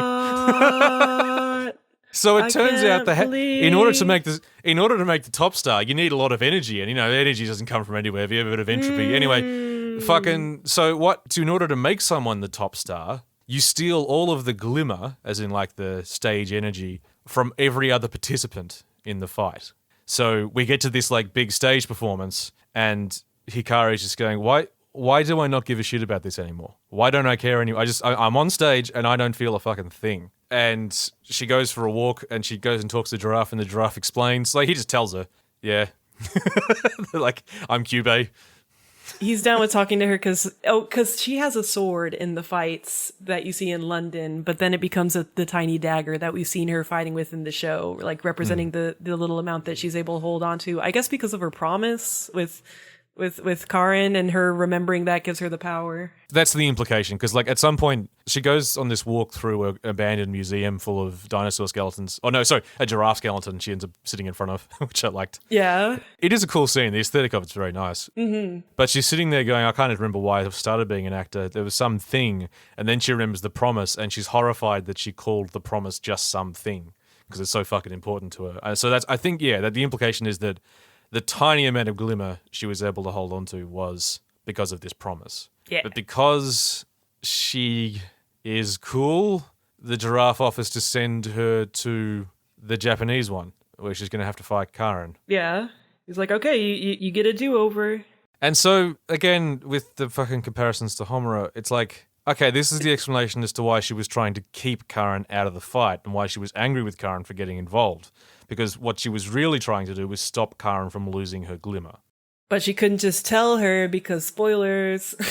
Yeah, basically. Like, there's no particular, like... They go to incredible lengths in Madoka to explain why Homura is acting cold in the timeline we see, right? Yeah. There is no explanation for why she's being so cold to Karin now. Why this is the play. Why this is, like, what she's doing. She's just being kind of a bitch to her. It almost feels like him saying that thing at the beginning about how you can't talk about it is supposed to excuse that, but then they're all constantly talking about it. Yeah, no, that's what I mean. They break that rule whenever it's convenient. This is the other thing that struck me about Starlight, which I think maybe comes partially from it being a gacha thing. While I do agree that it is way more impressive than it needs to be, it also still does feel a bit cobbled together from other things. Yeah, it does feel like that in some ways. Like all the different people with their different like visual ideas and stuff didn't quite come together. Yeah, and all of these sort of character motivations and things that we've seen before, but we haven't spent the time we need to establish why it's working that way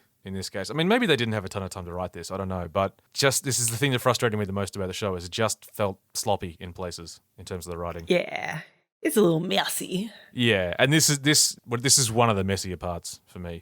Oh, Hikari. Anyway, she's got to fight Banana. There's a lot of really good water that I got a screenshot to do as reference because it's some good water effects.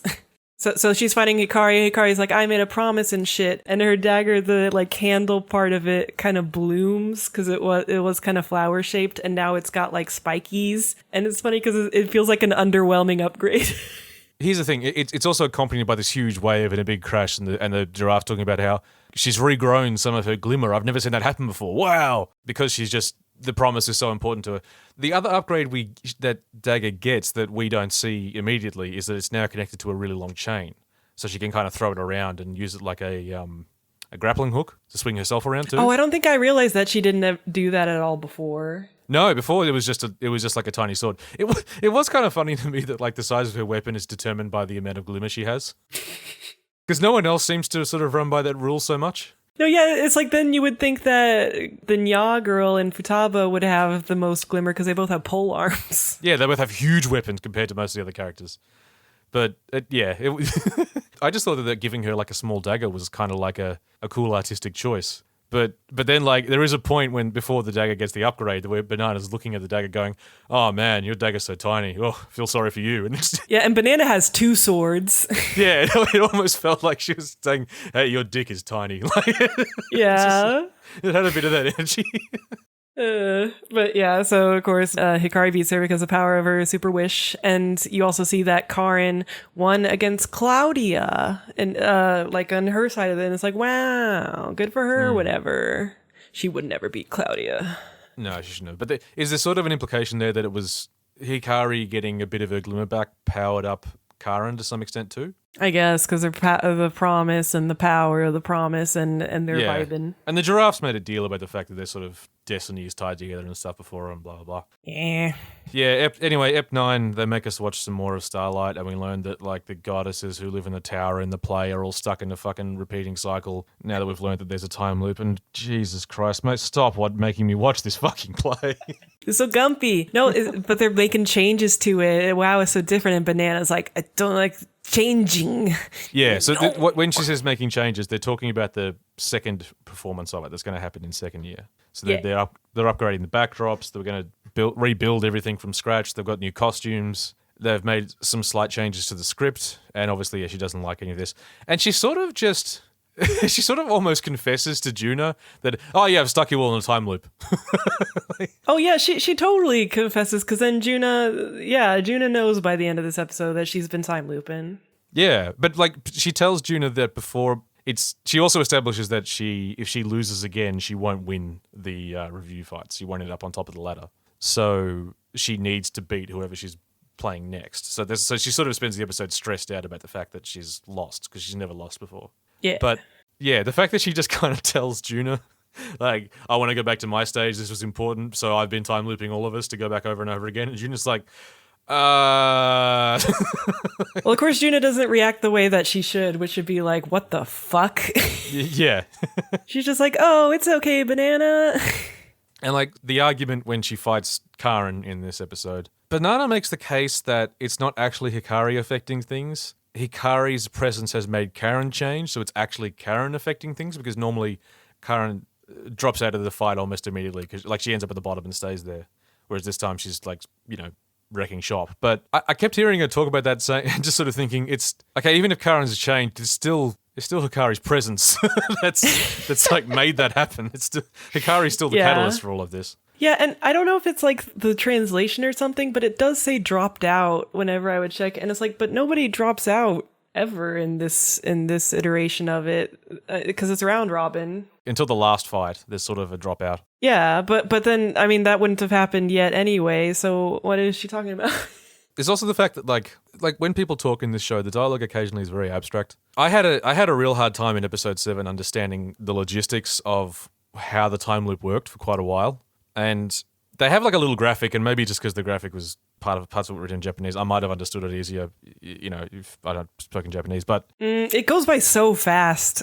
Yeah, there's a lot of times they're just very vague with shit, and like, which is why it's weird that Karin seems to understand what's going on real quick. As Banana sings at her about how she wants to stay on this one stage, and Karen's making the argument that no, but as stage girls, everything is fleeting, and you need to keep evolving, and that's what's special about being stage girls, is that everything changes and you grow and change and da-da-da-da-da. There is also a moment where Banana just says, I fucking hate Starlight, as in the play. I forgot about that. Yeah, but it's like, she goes on to say it's because it's a tragedy where everyone is parted from each other, and that's too sad, and that's like, okay, well, that's the point. She doesn't want to be parted from all her friends and move on and stuff, but like, I thought she was going to say, I've seen this play 100 times. I don't want to ever see it again. I just fucking hate it. And I was like, man, I want to explore that. I thought you were going to say, man, same. That's mood.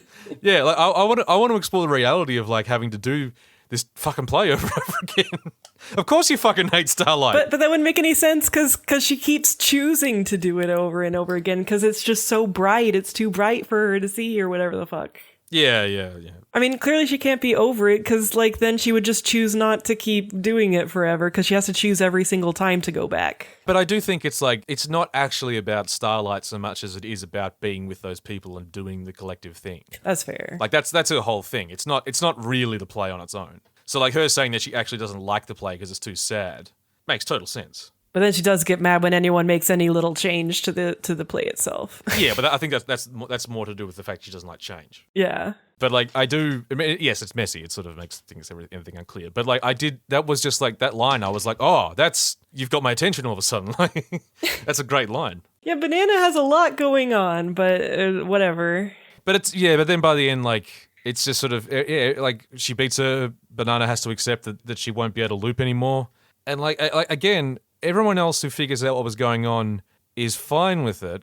And I really feel like Banana was doing a real shitty thing to all these people. Oh, yeah. They weren't aware of it. They didn't know it was happening. So, I mean, I guess it doesn't really affect them in a way. But it still seems like this was a very bad thing to do and no one really grapples with that. Well, I mean, that's kind of, Hikari and Kaoruko, and this is kind of a theme. Yeah, that you just, like, bad things being done. But yeah, like I was more down with it this time because I was like, oh, whatever. Like, you're not supposed to think about what it literally means for her to trap everyone in a time loop, blah, blah, blah. But yeah, the first time I watched it, I was definitely like, that's really fucked up, Banana. You're a bad mama. Yeah, it's also like, this is a major thing that was happening and a real change to the mechanics of the magic in the show. But like I said, after this, it doesn't matter. Like, it doesn't actually really affect the plot. It's entirely just a thing about Banana. Yeah. And no one else is going to try to loop time or do anything crazy like that. Like, it's just, yeah. It's kind of surprising, I guess. Yeah, it's an odd thing to just put as, like, a single character's thing in the middle of the show. Yeah. And I mean, I guess, like, I suppose props to them for, like, being willing to chuck in something really crazy like that but then it doesn't really matter. Yeah. Still, like, fuck. Yeah, it's just odd. It's just weird. Yeah, it's like, it's real weird. But anyway, Juna cheers her up by quoting a lot of Shakespeare and stuff, and Nana's like, haha, we're friends and stuff, and it's the end of the episode. Yeah, that's it. So, episode 10, it's the last day of auditions, the Revue auditions, not the auditions for the play they're putting on. No. Don't get it twisted. This is the thing, the play they're putting on is not going to be on for quite a while. Like, it's going to be at the end of the year, so, whereas the Revue auditions, the fight auditions only last like a few weeks. Yeah. So Banana's giving everyone banana treats. They're all enjoying her banana treats. Oh, I wrote down Hikari and Karin go on a jelly date. They go to see the jellyfish at the tower, and it's romantic or whatever. I don't give a fuck. Jellyfish are the fucking new hotness for lesbian dates in anime. Because this happens in Bloom Into You as well. Oh my. One of the characters is obsessed with jellyfish. I mean, jellies are pretty fucking cool. Yeah, it's like Crazy Girls and Scissors. It's one of those things.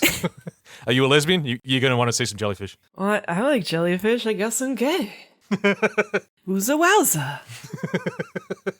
Anyway, so it's the last day. It's time for the last day of auditions. It's 2 versus 2 this time. He's like, there's been, because you guys kind of fucked up the system that makes no sense already, we got to have a 2 versus 2 fight. Yeah, who would have thought? I did like that right before that starts, we get a tiny bit of Claudia's deal sort of thrown in. I don't remember. There's a very brief scene where Claudia and Tendo Maya are practicing together, and Claudia asks Tendo, do you remember your first day here? Or our first day here? And she's like, not really. Yeah. And she says, like, I remember it because I went up to you knowing that you were like, basically, I recognized your big dick energy and knew you were famous. Yeah. But I was also super cocky because I was the famous, like, child actor. And I went up to you to show off how I was the best, and I got my ass handed to me. And but she's sort of saying, in the end, I've recognized that was a positive because it made me realize I didn't know everything and I needed to push myself even harder. So it's like, fuck, it's just like, God, their energy. The gays. It's so good. It's superior. Look at how they push each other to be their best. Yeah. Isn't that nice? Isn't that better? God damn it. If there's I know there's a bunch of OVAs. If there's going to be a sequel movie that's just about those two, fucking sign me up. Oh yeah, I got the 3 OVAs, but I didn't look at them. I don't know what they are. Yeah, but I think there is also a movie in development or something, isn't there? I don't know. Oh yeah, I think there is. Yeah. So I don't know if it's like a clip show or what, but yeah.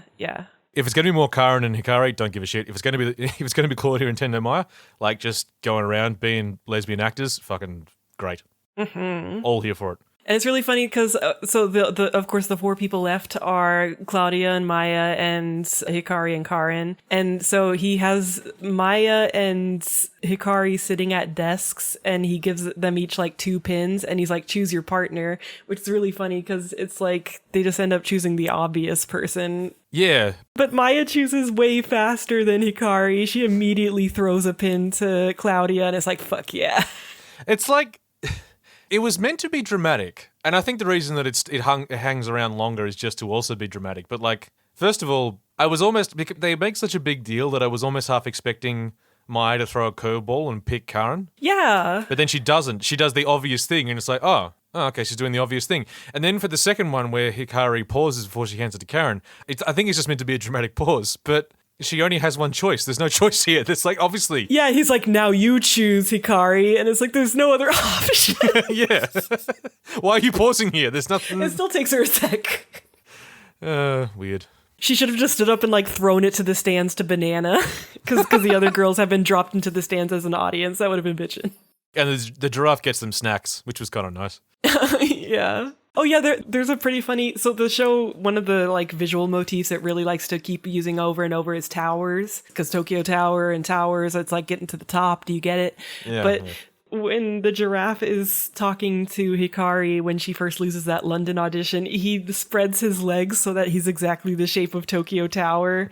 And it's pretty funny. Yeah. And it's like, do you get it? He's like the tower of animals. Do you get I just like that he's having this super dramatic talk, but he's just like spreading. He's like, do you see what I did there? I'm the tower. I go back and forth on the giraffe because like sometimes it's sort of funny when he's just like behaving like a giraffe. Like they cut to backstage and he's just eating from a tree. Yeah, that's fun. But then other times I'm like, this guy's an asshole. Like, he has no consistent motivation for why he's doing any of this. He's in charge of an absurdly floppy magical system.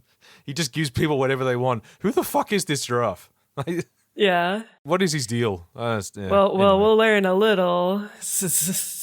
Yeah. Now, this is the fight that, could have used more money. Yeah, because there's like no exciting set pieces for this fight. There's just like some gray cubes that rise up. Yeah, and then there's like a few of the shots are just like panned across stills. The idea, and like, so this is the thing. Realistically, there's no way that fucking Hikari and Karen beat Tendo, Maya, and Claudia, but I guess the implication is they're just so much better at teamwork. Trust love.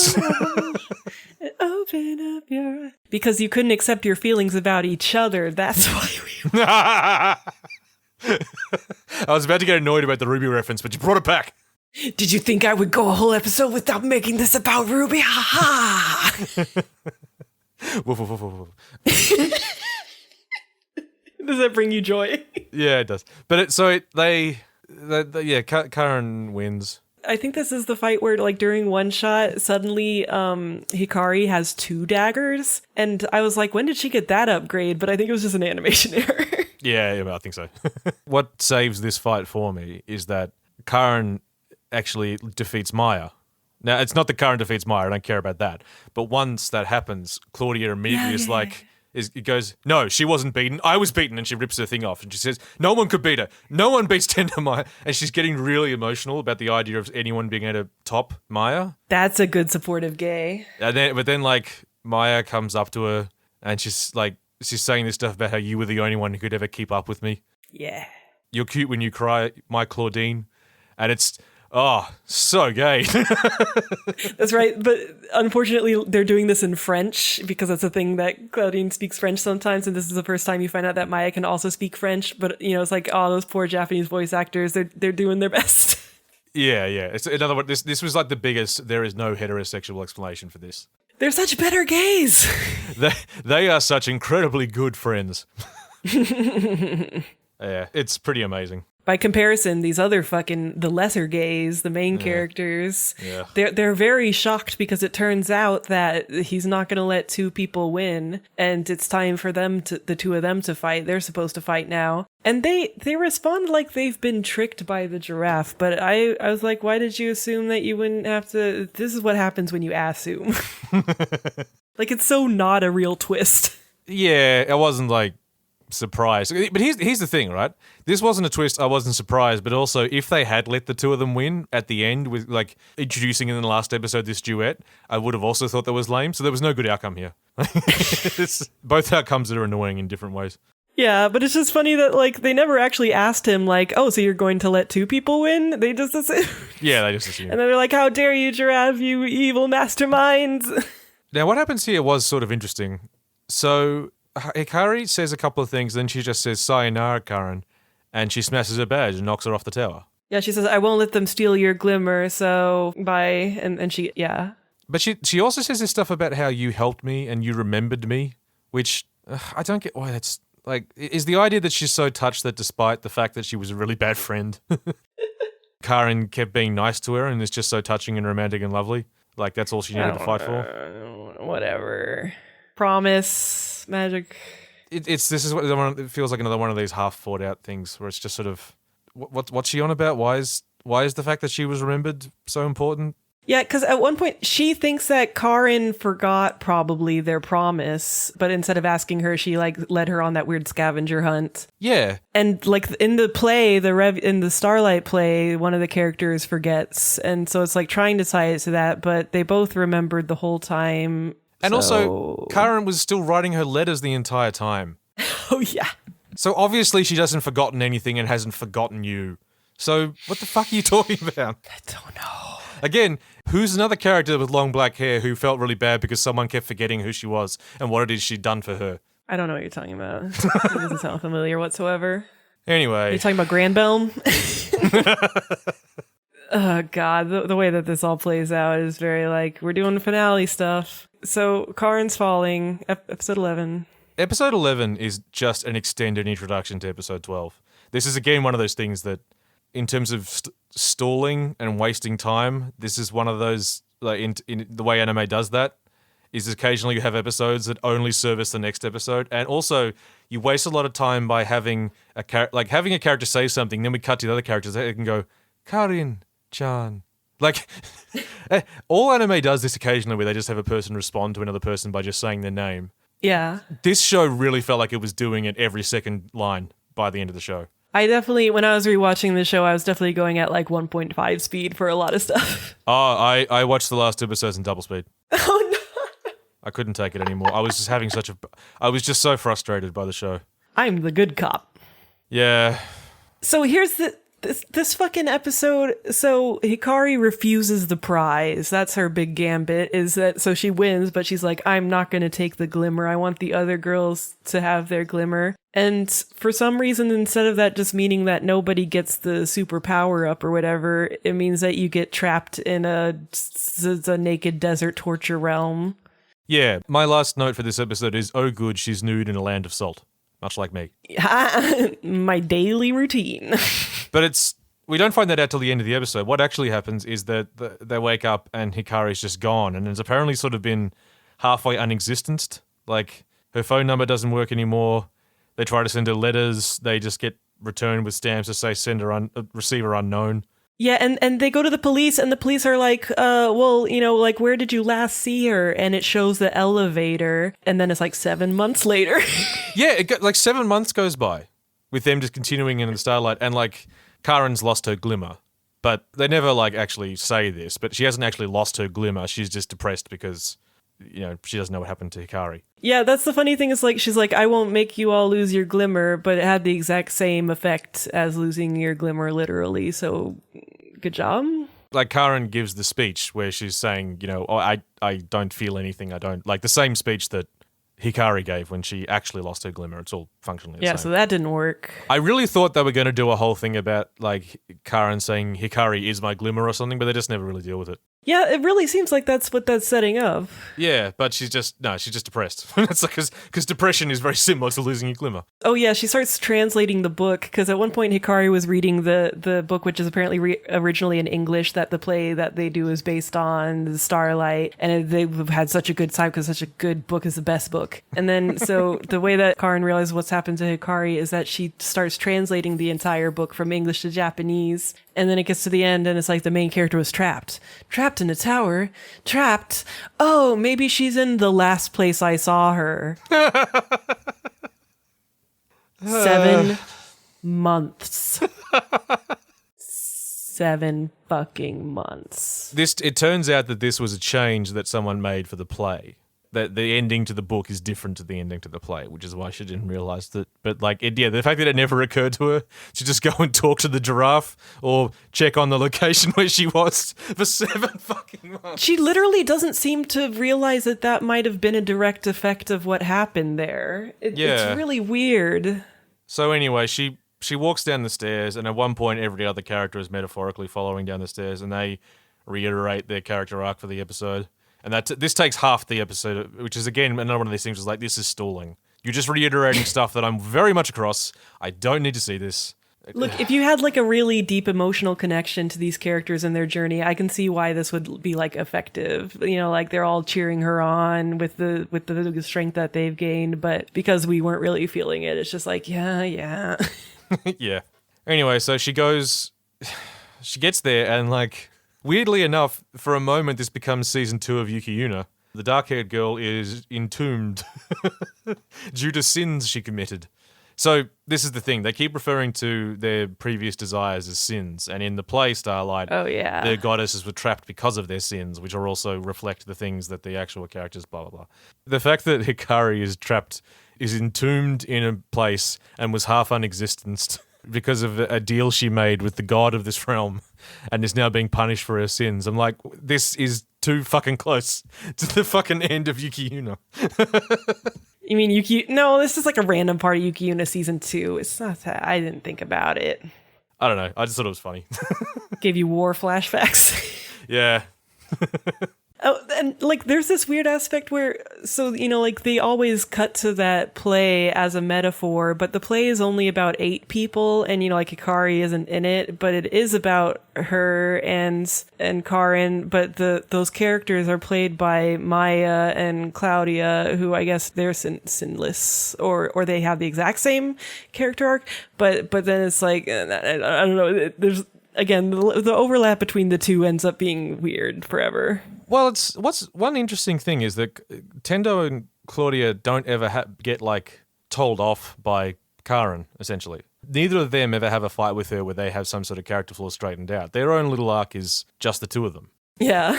They're having their own superior story to the side. Just off to the side.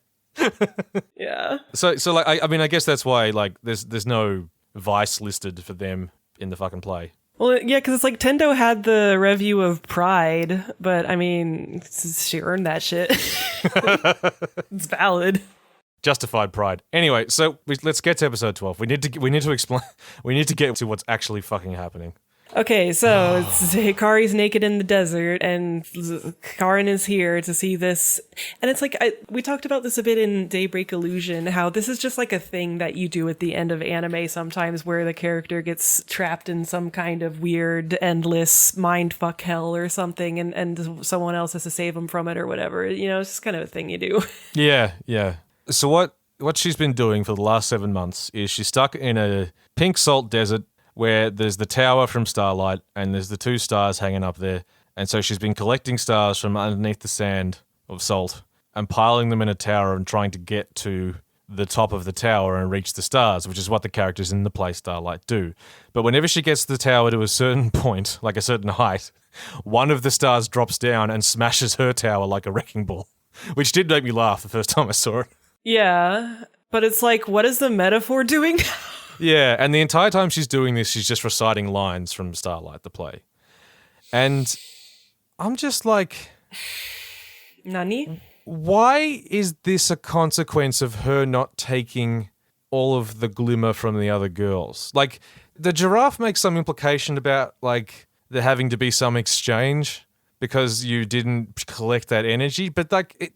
That energy is always just like a one-way transfer from 7 girls into 1. Sure seems like it. It wasn't going anywhere else. Like, he's not taking a fucking commission. So, like, why this stupid torture hell at the end of the show is completely and utterly fucking pointless. Yeah, it just seems like we need an anime thing to happen. That's this whole finale for me, is just general anime finale kinds of things to happen, and then they happen. Yeah. Especially with, like, fucking... So what happens is Karin shows up and she talks to she talks to Hikari a bit, and Hikari does actually remember her or something.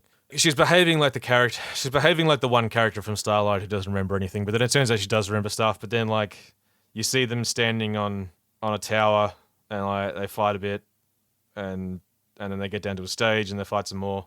And Hikari beats Karen because it's like, I have to stay here. Because that's the ending of Starlight. Because it ends up being, she has to stay here and do this and forget, and we have to play out these parts from Starlight, because that's how Starlight ends. But there hasn't been a one-to-one to Exactly, yeah. Like, why this has to play out like the end of Starlight is never explained, but that's what fucking Hikari thinks. So that's what's happening. And the giraffe's going, yes, this all makes sense. Which, bullshit. Now, while they're fighting, the giraffe does something else. I don't remember what you're talking about. Yes, you do. It's the thing you made a point of telling me was going to happen. Oh, that's right. He turns to the camera and he's like, they can't go through this horrible cycle without, what you need an audience to have a show. And then he turns to the audience, and I forget what the exact line is, but it's basically, you did this. You wow. sick fucks. Why did you want this? It's like, shut the fuck up, giraffe. There was one other good bit where he says, like, this is happening because obviously you don't want this to end. Like, no one ever wants the performance to end. And I was like, fuck you. I want this to end. Yeah, when I was rewatching, I was just thinking about you. Now, also, while this has been happening, we've been cutting to scenes of just the other girls preparing a dinner and eating it and acting like nothing's wrong. Even though, like, Hikari and Karen are not there. And they know roughly that Karen has, like, disappeared into the underground to rescue her. And they're also like, la la la la la. I was very confused. I guess it's showing, like, the strength of the amazing friendships that they've made over time. Because of the power of friends or something, Maybe. So Karen has to win because it's the finale and she's the main character. So how she wins is she's been saying the entire show, I want to Starlight together. We're going to Starlight together. And so the way she wins is that at first she loses to Hikari, but then she says, we're going to Starlight together. And then so there's a nice visual of like the tower comes in and like makes a bridge between her and Hikari. And it's like ba-bam, and it falls over and she climbs it. But then she's just like, hey, what if we Starlight together? and then it's like, you know what? Maybe we should Starlight together. And then the victory. It turns out actually what they should do is Starlight together. So the way it happens mechanically is that, the thing has to play out exactly like the ending of Starlight. Oh, that's right. She does a fic. Yeah, that's the thing. She says, well, what if the ending was different of this arbitrary story that this is having to play out for some reason? And so all of a sudden she's coming back in and the giraffe's like, what? A different ending? Wow! This is what I always wanted to see! A different ending! Whoa! The Matrix! It's not even a different ending. It's a fan sequel. She's like, well, what if after the Flora fell down, she started coming back up and then she saved the other one? And he's like, holy fuck. Yeah, it's just, what if the ending to this arbitrary story was different? Wow. What? Like, this is another one of those things anime does sometimes where people talk about characters having strong willpower. Like this character who's not the best at anything in particular, but, they just got incredible willpower. So they push through and they win. And I feel like the disconnect here is that willpower is a driving force that drives an action. You can't just have willpower. It needs to drive you to do a thing. Karen doesn't actually do anything. She just says, what if the ending was different, and now it is? Like, what if I got to do what I want to do? What if I've been, like you said, what I've been saying I want to do this entire time? What if I just got to do that? And she does. Yeah, and then they both win and everything's cool. And that's the end.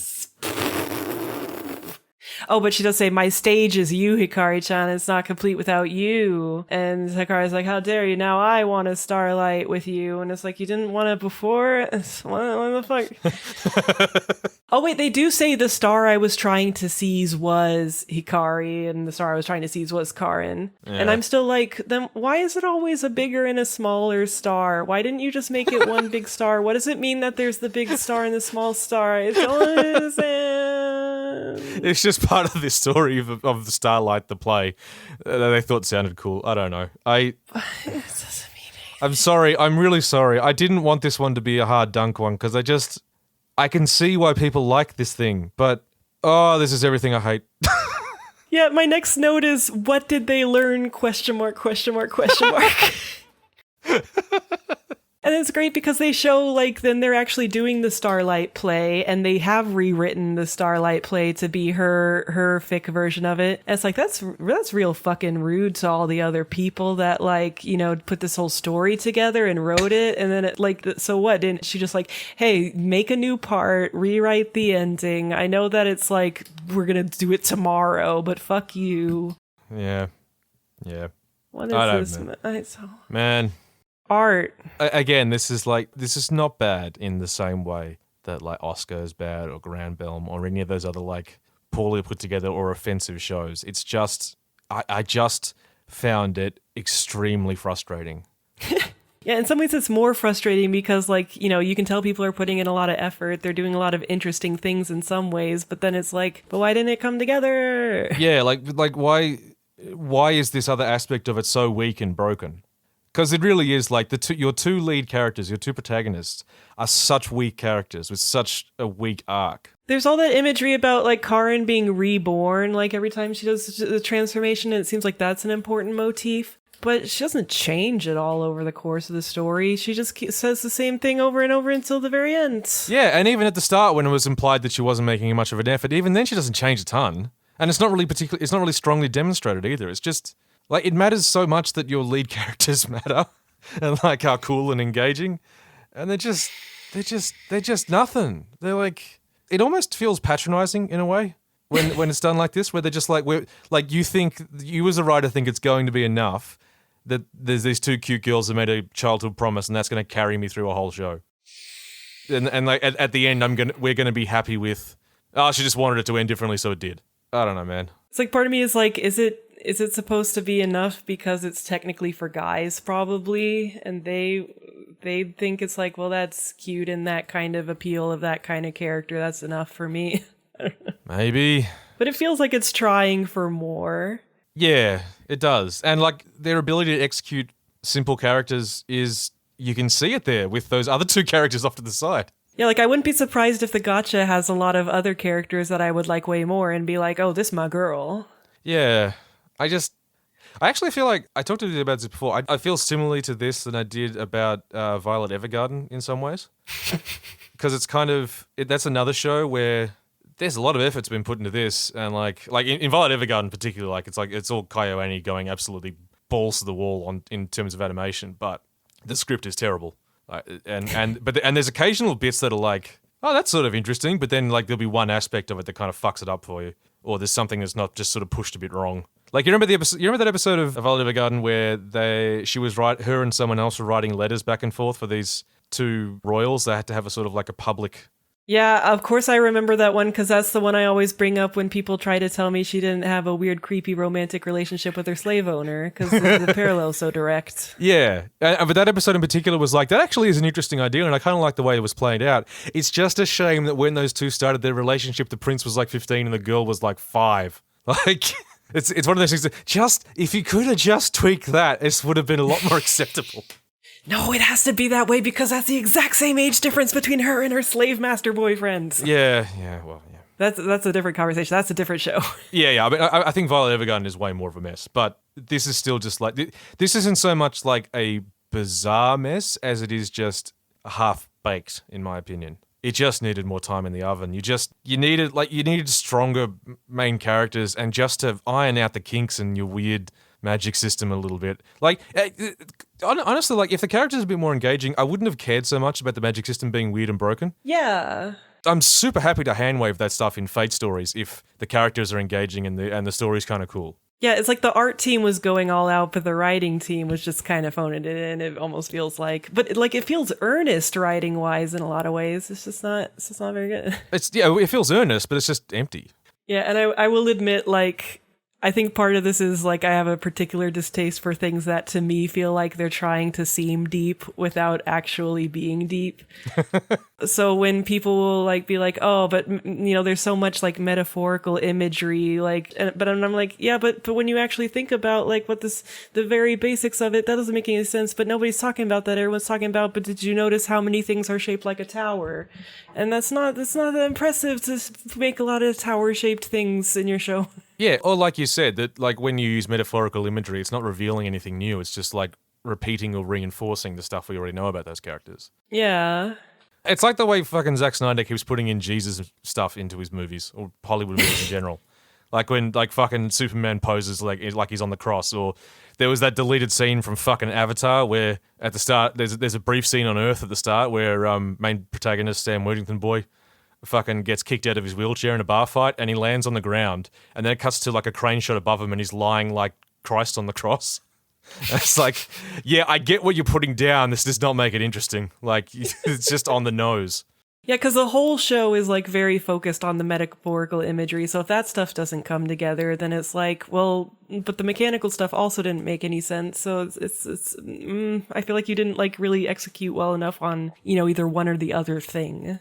Again, I feel bad. I get why people would like this show. It's very nice. There's plenty of other shows I've watched that I've liked that are like as empty as this. Like, I really like Today's Menu. Today's Menu has nothing going on, but I don't know. It's just a lot cuter. Again, but it has like the good character stuff that works. And yeah, sometimes it's just a matter of like the right visual can make you really be like, this is moe as fuck.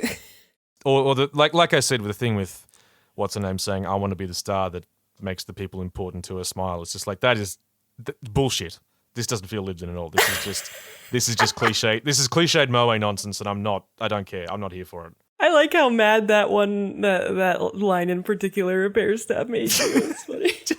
Because it's just such a like inoffensive platitude thing, and then you're just like, fuck this shit. But it's so pap that it offends me. Like that's just like too much. Like, nice moe girl, all she cares about is making other people smile. And like, yeah, people like that do exist, but do they ever just say it like that? Like, oh, I don't know, man. I found it offensive. Anyway, that's Revue Starlight. Well, that's Revue Starlight. Again, I know it sounds like we thought it was shit, but like I tried to tell someone on Twitter, they were like, should I bad watch it or good watch it first? And I'm like, you should good watch it. Like, There's stuff worth seeing in it. Even if just like you like animation and stuff, there's some cool stuff going on there. Yeah, as much as we personally did not like it, and it like all of the things it did wrong were the exact sort of things that bother us. I wouldn't even say that I don't like it is the thing. Like, oh, well, I don't. Okay. yeah. You disliked it more than I did. Yeah. But like, I wouldn't say that when I think back on it, I'm not like, fuck this show. I'm just like, it's not what I want it to be. Obviously, part of this is like, it's not to my tastes. But I also do think they'd failed to execute on a lot of the stuff that could have made it good. It's a combination of those two things. Yeah. That said, there's still stuff there for people. So yeah, totally watch it. You might enjoy it. It's just, yeah, it's just, we didn't like it. Yeah, I think we've made our case for why we feels the ways we do's about it. Do we need to put a warning at the front of this one? I did. Oh, you did, yeah. Like I tried to warn people because again, yeah, I don't want to like hurt people's feelings that like the show and think it's like really cool and deep and artistic, because there was a lot of good artistic work going on there from various people in the production, and it's cool that they wanted to make like an Utena-ish thing, and I hope that all the creatives behind it are doing well. Yeah, and making other things. Yeah. All right, let's go. We gotta go. We gotta stop. All right, fucking see you guys. Have a nice anime.